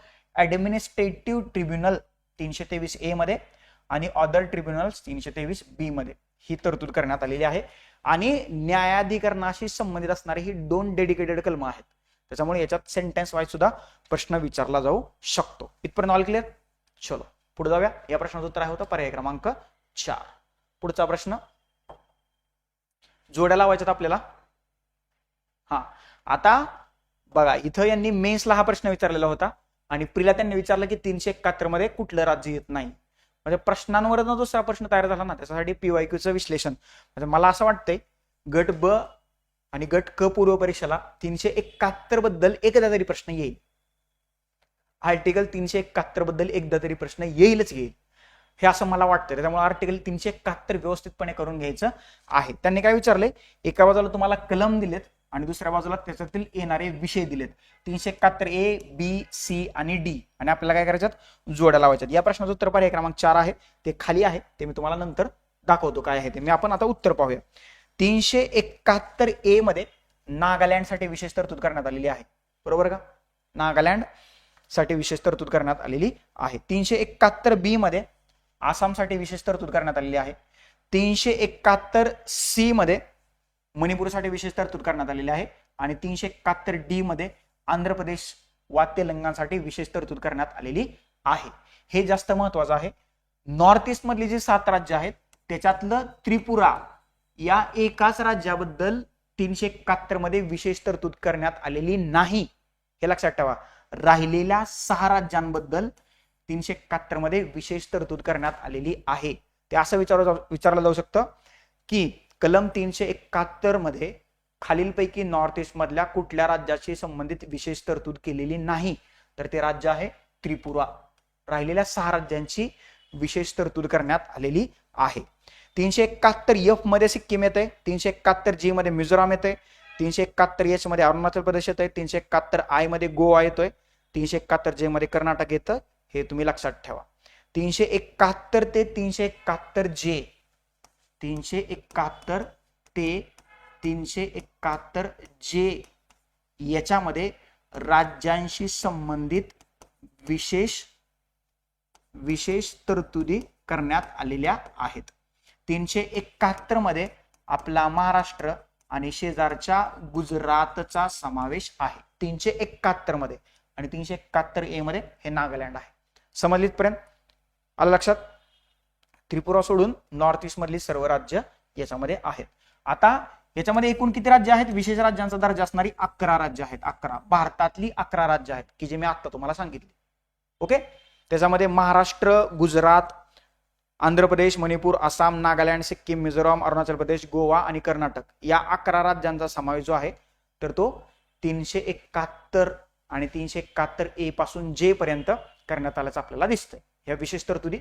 आणि मला एक आतला आवाज सांगतोय, या 371 वरती कंबाईनला प्रश्न विचारला जाऊ शकतो, कारण सलग प्रश्न आला बरं का याच्यावरती, आणि सलग पुढे सुद्धा प्रश्न येऊ शकतो. त्याच्यामुळे 371 हे जे सब आर्टिकल आहेत ए, बी, सी, डी, जे पर्यंत आणि संबंधित राज्य तुम्हाला माहित असायला पाहिजे, त्याच्यावरती प्रश्न विचारला जाऊ शकतो. आणि जर का प्रश्न आला तर त्याचं क्रेडिट तुम्ही न विसरता मला द्यायला पाहिजे, आणि तो तुमचा प्रश्न चुकता कामा नये, तो बरोबरच यायला पाहिजे. आता जी सगळी माहिती 371 संबंधित मी सांगितली तर ती व्यवस्थितपणे त्या क्वेश्चन ह्याच्यावरती अशी नोट डाऊन करून ठेवा. 11 राज्य आहेत. नॉर्थ ईस्ट मधल्या 7 राज्यांपैकी 6 राज्य आहेत, एक राज्य नाहीये, ते म्हणजे त्रिपुरा. महाराष्ट्र आणि गुजरात 371 मध्ये आहेत. 371 ए मध्ये नागालँड आहे आणि 371 आय मध्ये गोवा आहे, जे मध्ये कर्नाटक आहे. समजलं? आलं लक्षात? पर्याय क्रमांक 4 या ठिकाणी या प्रश्नाचं उत्तर आहे. इथं बघा पर्याय क्रमांक 4 आलं, दिसलं, समजलं. चलो पुढे जाऊया. हा राज्यसेवा प्रिलियमचा प्रश्न आहे, अँग्लो इंडियन समुदायाशी संबंधित असणारा. अँग्लो इंडियन समुदायाशी तरतुदीबाबत खालीलपैकी अयोग्य विधान किंवा विधाने ओळखायचे. अयोग्य विधान किंवा विधाने, एक तर 2 चुकीचे असतील किंवा 1 चुकीचं असेल. अनुच्छेद 335 हे राज्यांच्या विधानसभेमध्ये अँग्लो इंडियन समाजाच्या प्रतिनिधित्वाशी निगडीत आहे. ओके, आता जर का तुम्हाला 335 आर्टिकल कशाशी संबंधित आहे हे माहित असेल तर तुम्ही पहिलंच विधान चुकीचं पकडा. आणि असा ऑप्शन आहे का? आहे. बाकीचे हे ब आणि क तुम्हाला माहित नाही तरी काय माहित असून पण उपयोग नसला असता, कारण हे कुठे आहे 10% 5% कुठे खेळत बसता. कलम 335 मध्ये एससी सेवा आणि पदाबाबत एससी आणि एसटीचा दावा याच्याबद्दलच्या तरतुदी कलम 335 मध्ये करण्यात आलेल्या आहेत. म्हणजे सेवेतला दावा जो आहे पदाबाबतचा एससी आणि एसटी याच्याबद्दलच्या तरतुदी 335 मध्ये करण्यात आल्या. त्या 335 मध्ये अँग्लो इंडियन बद्दलची कुठलीही तरतूद करण्यात आलेली नाहीये. त्याच्यामुळे अचुकीचं पर्याय क्रमांक 1 आपल्या प्रश्नाचं या ठिकाणी बरोबर उत्तर आहे. अँग्लो इंडियन संबंधीच्या शैक्षणिक अनुदानाची तरतूद मात्र कलम 337 मध्ये करण्यात आली, हे लक्षात ठेवा. ही तरतूद जी आहे तर ती कलम 337 मधली तरतूद आहे. एकदा वाचूया काय म्हणते पाहूया आपण. अँग्लो इंडियन समाजाच्या लाभाकरता 31 मार्च 1948 रोजी संपन्न होणाऱ्या वित्तीय वर्षात शिक्षणाबाबत दिली गेली होती अशी काही अनुदाने असतील तर तीच अनुदाने संविधानाच्या प्रारंभानंतर पहिल्या 3 वित्तीय वर्षात संघराज्य व प्रत्येक राज्यांकडून दिली जातील. 337 मध्ये तरतूद आहे. दर 3 वर्षांच्या अनुवर्ती कालावधीत लगतपूर्व 3 वर्षाच्या कालावधीतील अनुदानापेक्षा ती 10% कमी असू शकतील, जास्ती असू शकतील. ही सुद्धा 337 मध्येच असणारी तरतूद आहे. तर ब आणि क ही दोन विधानं बरोबर आहेत असा सुद्धा पर्याय इथं आहे बघा. परंतु आपल्याला एक चुकीचं सापडले, अ चुकीचं आहे, पर्याय क्रमांक 1 जे आहे तर आपल्या प्रश्नाचं योग्य उत्तर या ठिकाणी आहे. 301 अँग्लो इंडियनशी संबंधित असणारी कलम तुम्हाला एकदा 1 बाय 1 सांगतो. त्याच्यामध्ये 331 या 331 नुसार लोकसभेतलं प्रतिनिधित्व, त्याच्यानंतर 333 मध्ये विधानसभेतलं प्रतिनिधित्व, ओके, विधानसभेत अँग्लो इंडियनचं प्रतिनिधित्व, 336 मध्ये विशिष्ट सेवांमध्ये अँग्लो इंडियनचं प्रतिनिधित्व आणि 337 मध्ये या शिक्षणाच्या बाबतीत शैक्षणिक अनुदानाची तरतूद अँग्लो इंडियनच्या बाबतीत कलम 337 मध्ये करण्यात आलेली आहेत.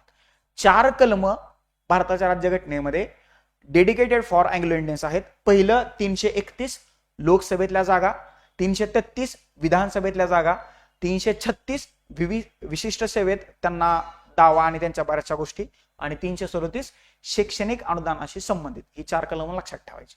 लोकसभेतल्या आणि विधानसभेतल्या जागांची तरतूद आता रद्द केली कारण त्यांना प्रतिनिधित्व मिळते. समजला, संपला विषय अँग्लो इंडियनचा इथं.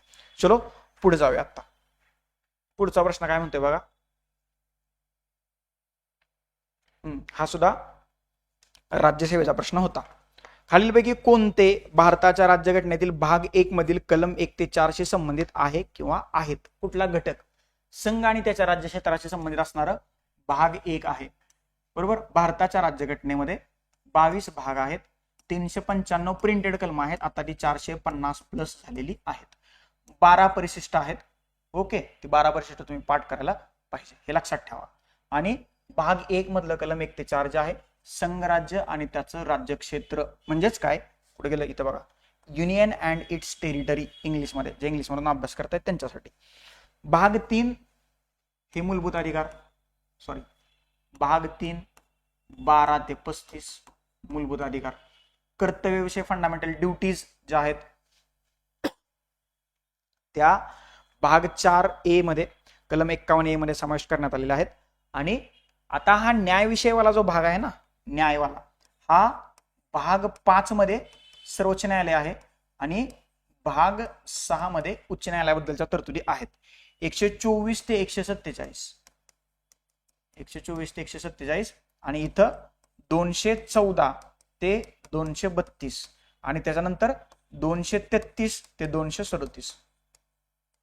ओके, 232 आहे बरं का, हे 232 आणि 237, सॉरी 233 ते 237. ओके, भाग 5 मध्ये येतं सर्वोच्च न्यायालय आणि भाग 6 मध्ये येतं उच्च न्यायालय, हायकोर्ट. न्यायविषयक तरतुदी भाग 5 आणि भाग 6 of the Indian constitution. That's it. समजलीत पर्यंत ऑल क्लिअर. आता थोडस कलमांच्या बाजूने बघूया. कलम 1 काय म्हणते बघा. कलम 1 ते 4 आपण काय म्हटलो, संघराज्य आणि त्याचं राज्यक्षेत्र. तर कलम 1 मध्ये संघाचं नाव आणि त्याचा भूप्रदेश, म्हणजे भारत हे संघाचं नाव आहे आणि त्याच्याशी संबंधित असणारा जो भूप्रदेश आहे तर त्याची तरतूद कलम 1 मध्ये केलेली आहे. कलम 2 जे आहे, जो प्रदेश ऑलरेडी भारताचा भाग नव्हता, म्हणजे काय, आपण कुठल्या तरी देशाकडून एखादा भाग घेतला युद्धानं किंवा मारामारी करून किंवा काहीतरी करून, तर तो नवीन प्रदेश भारतात समाविष्ट करण्याची तरतूद ही कलम 2 मध्ये करण्यात आलेली आहे. कलम 3 मध्ये काय सांगितलंय, जो ऑलरेडी भारताचा भाग आहे त्या भागाचं नाव बदलणं, नवीन सीमारेषा तयार करणं किंवा एखादा भूप्रदेश वेगळा काढणं याची तरतूद कलम 3 मध्ये करण्यात आलेली आहे. म्हणजेच काय, जो भारताचा भाग ऑलरेडी आहे, भारताचा भाग आहे अशाबद्दलच्या तरतुदी कलम 3 मध्ये आहेत आणि जो भारताचा भाग नाही ह्या तरतुदी कलम 2 मध्ये करण्यात आलेल्या आहेत. इथं कन्फ्युजन करून घेऊ नका. आता 2 ला 3 मधल्या तरतुदी आणि 3 ला 2 मधल्या तरतुदी असं होता कामा नये. आणि 4 जे आहे हे कलम विवेक्षित तरतुदीशी संबंधित असणारच आपल्याला दिसून येत आहे. आणि हे सगळं कुठे लिहिलंय, राज्यघटनेच्या भाग 1 मध्ये याची माहिती दिली. भाग 1 मध्ये सर्वात ही 4 सुरुवातीची कलम आपल्याला पाहायला मिळतात. संपला विषय. असं भाग 1 आपण तुम्हाला समजावून सांगितलेला आहे. पुढचा प्रश्न, आला प्रश्न आला 371 वरती. आता मेन्सला विचारला होता राज्यसेवा मुख्य परीक्षा 2024 आणि एमपीएससी प्रिलिम्स 2025 ला प्रीला हा प्रश्न विचारलाय. प्रश्न बघा किती इंटरेस्टिंग त्यांनी तयार केलाय. भारताच्या राज्यघटनेतील अनुच्छेद 371 आणि त्याच्या उपअनुच्छेदानंतर विशेष दर्जा नसलेलं राज्य ओळखायचंय. ओके, नसलेलं मी सांगितलं होतं त्रिपुरा नाहीये, संपला विषय. पर्याय क्रमांक 4 या प्रश्नाचं उत्तर आहे. हे नागालँड आहे, आसाम आहे, मिझोराम आहे, पुन्हा इथं नागालँड आले, मणिपूर आहे आणि सिक्कीम आहे, अरुणाचल प्रदेश सुद्धा आहे नॉर्थ ईस्ट मधलं. नॉर्थ ईस्ट मधलं फक्त त्रिपुरा नाहीये. हे जर का तुम्हाला माहित असलं असतं तरी सुद्धा तुम्ही उत्तरापर्यंत पोहोचला असता. झारखंड सुद्धा नाहीये त्यात. अलग लक्षात. जी 11 राज्य आहेत तर त्या 11 राज्यामध्ये नॉर्थ ईस्ट मधली जी 7 राज्य आहेत त्याच्यातली 6 राज्य आहेत आणि इतर राज्य 5 आहेत. त्याच्यामध्ये महाराष्ट्र आहे, गुजरात आहे, कर्नाटक आहे, गोवा आहे. हे लक्षात ठेवा. हे खूप इंटरेस्टिंग प्रश्न बनवले आयोगाने. हे जे विश्लेषण करतोय ना मी, याला नाव काय दिले माहिती का? संभाव्य प्रश्न. का दिले हे तुम्हाला परीक्षा झाल्यावरती कळेल. हे किती प्रश्न महत्वाचे आहेत ना, याचं महत्व आफ्टर एक्झामच आपण डिस्कस करूया. त्याच्यामुळे हे लक्ष देऊन ऐका. ह्याच्यात काहीतरी दडलेलं आहे.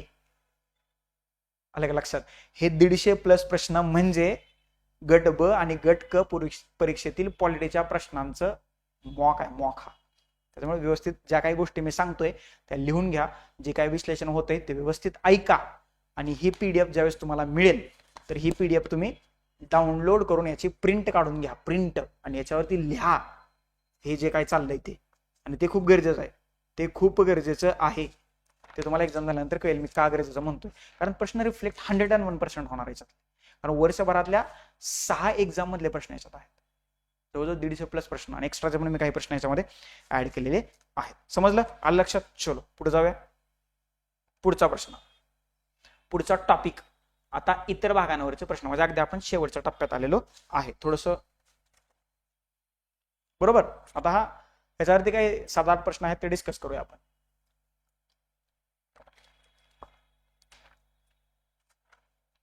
म्हणजे आपण जी आयोगाची चौकट तयार केलेली आहे तर त्या आयोगाच्या चौकटीचा भाग नसणाऱ्या घटकांवरती जे प्रश्न विचारलेले आहेत तर ते आपण इतर या घटकात टाकलेले आहेत. त्यामुळं हे इतरवाले प्रश्न आहेत. बघू. पहिला प्रश्न, लोकसभेचं पहिलं अधिवेशन खालीलपैकी कोणत्या वर्षी भरलेलं होतं?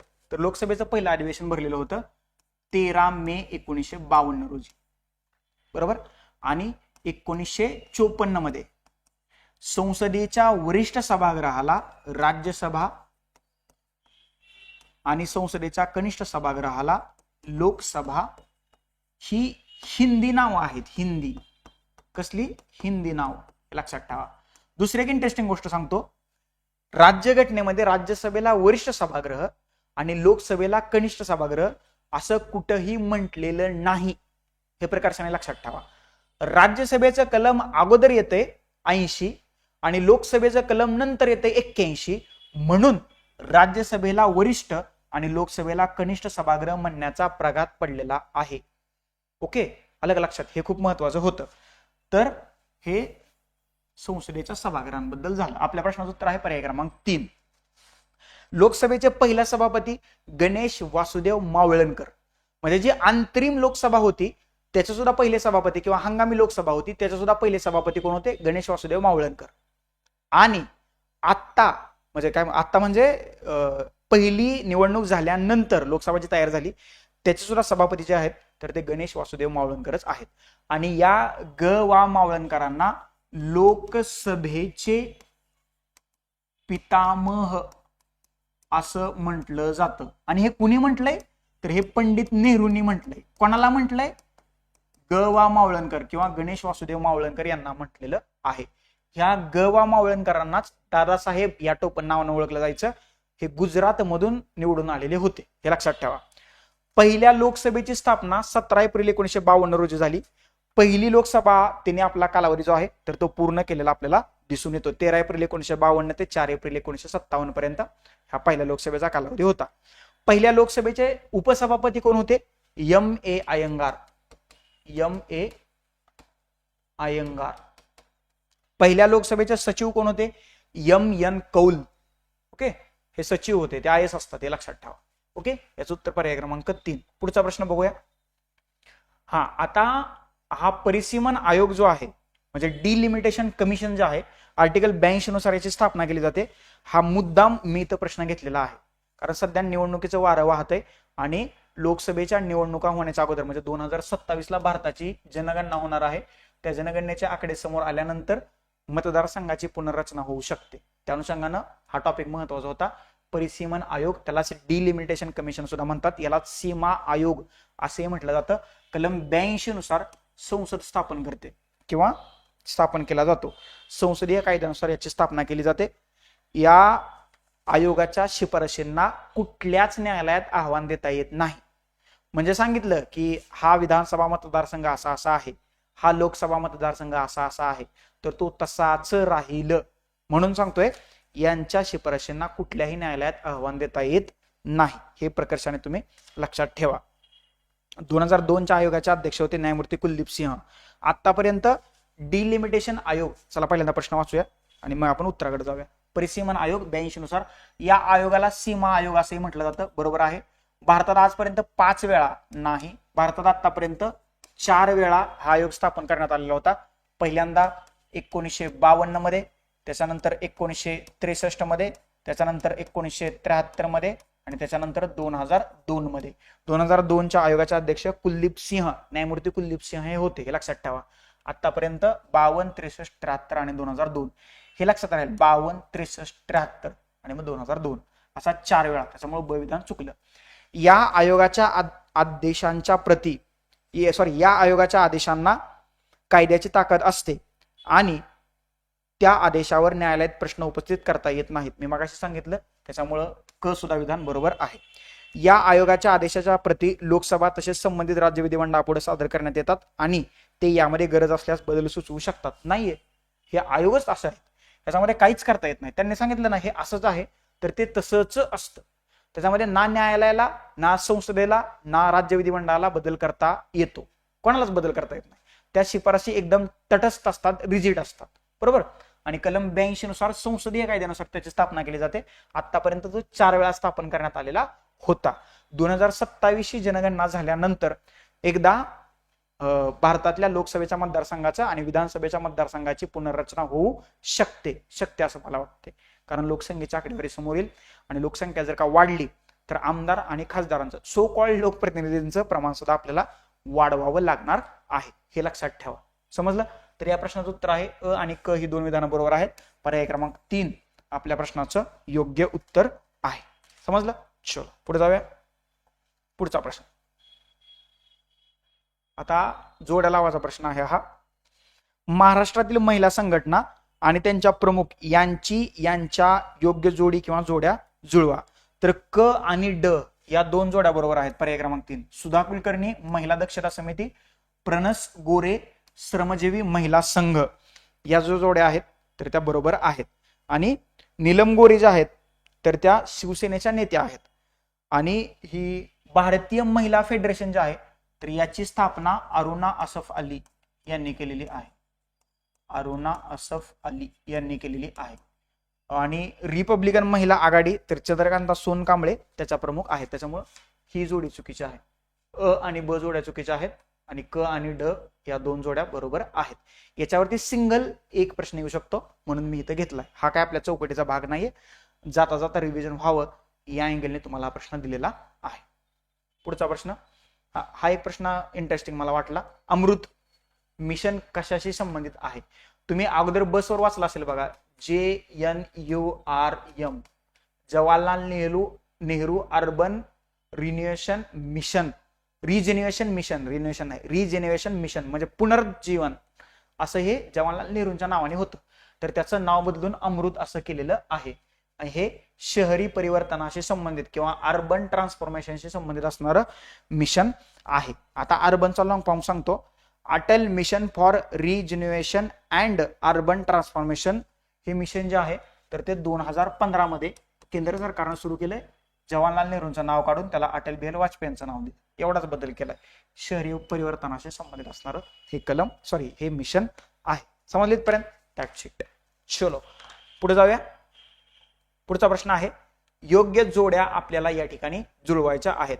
एका बाजूला कार्यक्रम आणि तो कार्यक्रम कोणत्या वर्षी झाला तर त्याचं आपल्याला दिलेलं आहे. संसद आदर्श ग्राम योजना 11 ऑक्टोबर 2014 ला ही योजना आलेली आहे. त्याच्यानंतर प्रधानमंत्री किसान विमा योजना 18 फेब्रुवारी 2016 ला ही योजना आलेली आहे. आयुष्यमान भारत योजना 23 सप्टेंबर 2018 ला ही योजना आलेली आहे आणि लगेच कोरोना पण आला. प्रधानमंत्री आवास योजना आता हे कुठे गेलं, पीएम आवास योजना. आता या दोन प्रकारच्या योजना आहेत. पहिली आहे ग्रामीण, ही जी आली 1 एप्रिल 2016 ला, आणि शहरी जी होती तर ती आली 25 जून 2015 ला. That's it. प्रधानमंत्री आवास योजना ग्रामीण 1 एप्रिल 2016 आणि शहरी 25 जून 2015. आणि बाकीच्या योजना इथं तुम्हाला दिलेल्या आहेत. हा प्रश्न आयोगाने कॅन्सल केलाय. का कॅन्सल केलाय? कारण जोड्याच लागत नव्हत्या बरोबर. ओके, कारण आपला उगाच पोरांचा मार्क असेल तर आयोग म्हटलं ठीक आहे आम्ही कॅन्सल करून टाकतो, हॅश केलाय प्रश्न. पण बरोबर जोड्या ह्या अशा जुळत आहेत. प्रधानमंत्री आवास योजनेअंतर्गत किती घरं बांधलेली आहेत असा आयोगाने प्रश्न विचारलेला होता. त्याच्यामुळे ज्यावेळेस आम्ही करंट अफेअरचं मॅगझिन तयार करत होतो, मंथन, की जे आता अवेलेबल झालेलं आहे, तर त्याच्या संबंधित किती डिटेल द्यावेत याच्यावरती आमची टीम जवळजवळ 2 तास चर्चा करत होती. काय काय द्यायचं आणि काय नाही द्यायचं. समजतंय का? कारण काय द्यायचं आणि काय नाही द्यायचं हे समजल्याशिवाय कुठल्याही घटकाची काय म्हणतो आपण त्याला क्वालिटी किंवा गुणवत्ता मुलांपर्यंत पोहोचू शकत नाही. ओके, समजलं? तर ह्या जोड्या अशा लावलेल्या आहेत. पुढे जाऊया. सिंगल प्रश्न याच्यावरती बनवू शकतो की कुठली योजना कधी सुरू झालेली आहे. आता लोकपाल आणि लोकायुक्त कायदा 2013चा कायदा आहे हा. आता प्रश्न काय विचारलाय? कारण त्याच्यात महाराष्ट्राचा संदर्भ आलाय म्हणून. कोणत्या राज्याने सर्वप्रथम लोकपाल व लोकायुक्त अधिनियमाची अंमलबजावणी केलेली आहे? तर 1971 मध्येच महाराष्ट्राने केलेली होती. आणि लोकपाल आणि उपलोकायुक्त कायदा 2013 ला आलेच आपल्याला दिसतंय. 2013चा हा अधिनियम आहे. याच्या अगोदर ओडिसाने 1970 मध्ये कायदा पारित केला होता बरं का. ओडिसा हे जे राज्य आहे तर यांनी 1970 मध्ये कायदा पारित केला होता, परंतु त्याची अंमलबजावणी मात्र 1983 मध्ये झाली. त्याच्यामुळं प्रथम लोकायुक्त आणि उपलोकायुक्त नेमण्याचा जो काय म्हणतो आपण त्याला जो राजदंड होता तर तो महाराष्ट्राकडे आलेला आहे 1971 मध्ये. आता हे याच्यावरती प्रश्न विचारू शकतो तो वर्षावरती. पुढच्या वर्ष म्हणजे वर्ष नाही, हे वर्ष इयर, त्याच्यावरती ते प्रश्न विचारला जाऊ शकतो. That's it. समजलं? आलं लक्षात? चलो पुढे जाऊया. पुढचा प्रश्न. हा प्रश्न इंटरेस्टिंग आहे. राष्ट्रीय महिला आयोगाची स्थापना केव्हा झाली? तर राष्ट्रीय महिला आयोग स्थापन करण्यासाठी 1990 ला कायदा करण्यात आला होता. आयोगाने एक उत्तर दिले. हा प्रश्न म्हणजे हा राज्यसेवा प्रीचा प्रश्न आहे, एमपीएससी प्रिलिमचा प्रश्न आहे आणि हे उत्तर बदलणार आहे दुसऱ्या आन्सर नुसार. याचं उत्तर आहे पर्याय क्रमांक 3 1992 ला. 1990 ला राष्ट्रीय महिला आयोग कायदा करण्यात आला 1990 ला आणि त्या कायद्यानुसार 31 जानेवारी 1992 ला आयोगाची निर्मिती करण्यात आलेली आहे. सध्या विजया रहाटकर या राष्ट्रीय महिला आयोगाच्या अध्यक्षा आहेत. ही एक वैधानिक संस्था आहे. आयोगाचे अध्यक्ष आणि सदस्यांची नियुक्ती जी आहे तर ती केंद्र सरकारकडून केली जाते आणि यांचा कार्यकाल 3 वर्षांचा असतो. किती वर्षांचा? 3 वर्ष त्या पदावरती राहतात. ह्याला मंत्र्याचा दर्जा असतो त्या आयोगाच्या अध्यक्षांना, लक्षात ठेवा. त्याच्यामुळे मंत्री नाही, याचा जर का अध्यक्ष होत आलं तर बघा कोणाच्या सेटिंग्स वगैरे असतील तर. समजलं? या प्रश्नाचं उत्तर आहे पर्याय क्रमांक 3. एक्स्ट्राची माहिती आणि आपल्या पुस्तकातनं कव्हर झालं सगळ्यात महत्वाची गोष्ट. पुढचा प्रश्न काय म्हणतोय बघा. भारतात National Commission for Protection of Child Rights that is NCPCR काय म्हणतो त्याला मराठीत काय म्हणायचं? बाल हक्क संरक्षण आयोग 2005च्या कायद्यानं 2007 मध्ये या आयोगाची स्थापना करण्यात आलेली आहे. 2007 मध्ये आणि मार्च 2007 मध्ये, हे लक्षात ठेवा. ओके. महिला आणि बाल विकास मंत्रालयाच्या प्रशासकीय नियंत्रणाखाली या आयोगाचं काम चालतं. सध्या वेल्ती प्रेमचंद या राष्ट्रीय बाल हक्क आयोगाच्या अध्यक्ष आहेत, हे लक्षात ठेवा. मार्च 2007 मध्ये आयोगाची स्थापना झाली आहे. 2005 ला कायदा करण्यात आलेला होता. ओके, समजलं? आणि महिला आणि बाल विकास मंत्रालयाच्या प्रशासकीय नियंत्रणाखाली म्हणजे केंद्रातलं हा आयोग काम करत असल्याचं आपल्याला दिसून येत आहे. समजलं? चलो. आणि अगदी आपला शेवटचा प्रश्न, याचं काही विशेष एक्सप्लेनेशन करण्याची गरज नाहीये, कारण आधुनिक संविधानवाद ही जी कन्सेप्ट आहे तर ती NCERTच्या पुस्तकात 11वीच्या दिलेली आहे. याचं उत्तर आहे अमेरिका. आधुनिक संविधानवाद, व्हॉट इज कॉन्स्टिट्युशनलिझम किंवा संविधानवाद म्हणजे काय, तर ते तुम्हाला मी थोडक्यात सांगतो. संविधानात जे लिहिले किंवा जे दिले त्याच्याप्रमाणे राज्यकारभार चालतो की नाही हे पाहणं म्हणजे संविधानवाद होय. आणि आधुनिक संविधानवादाची सुरुवात कुठे झाली? अमेरिकेत झाली. परंतु संविधानवाद किंवा कॉन्स्टिट्युशनलिझम किंवा घटनावाद याचा उदय मात्र इंग्लंडमध्ये झाला, हे लक्षात ठेवा. ओके.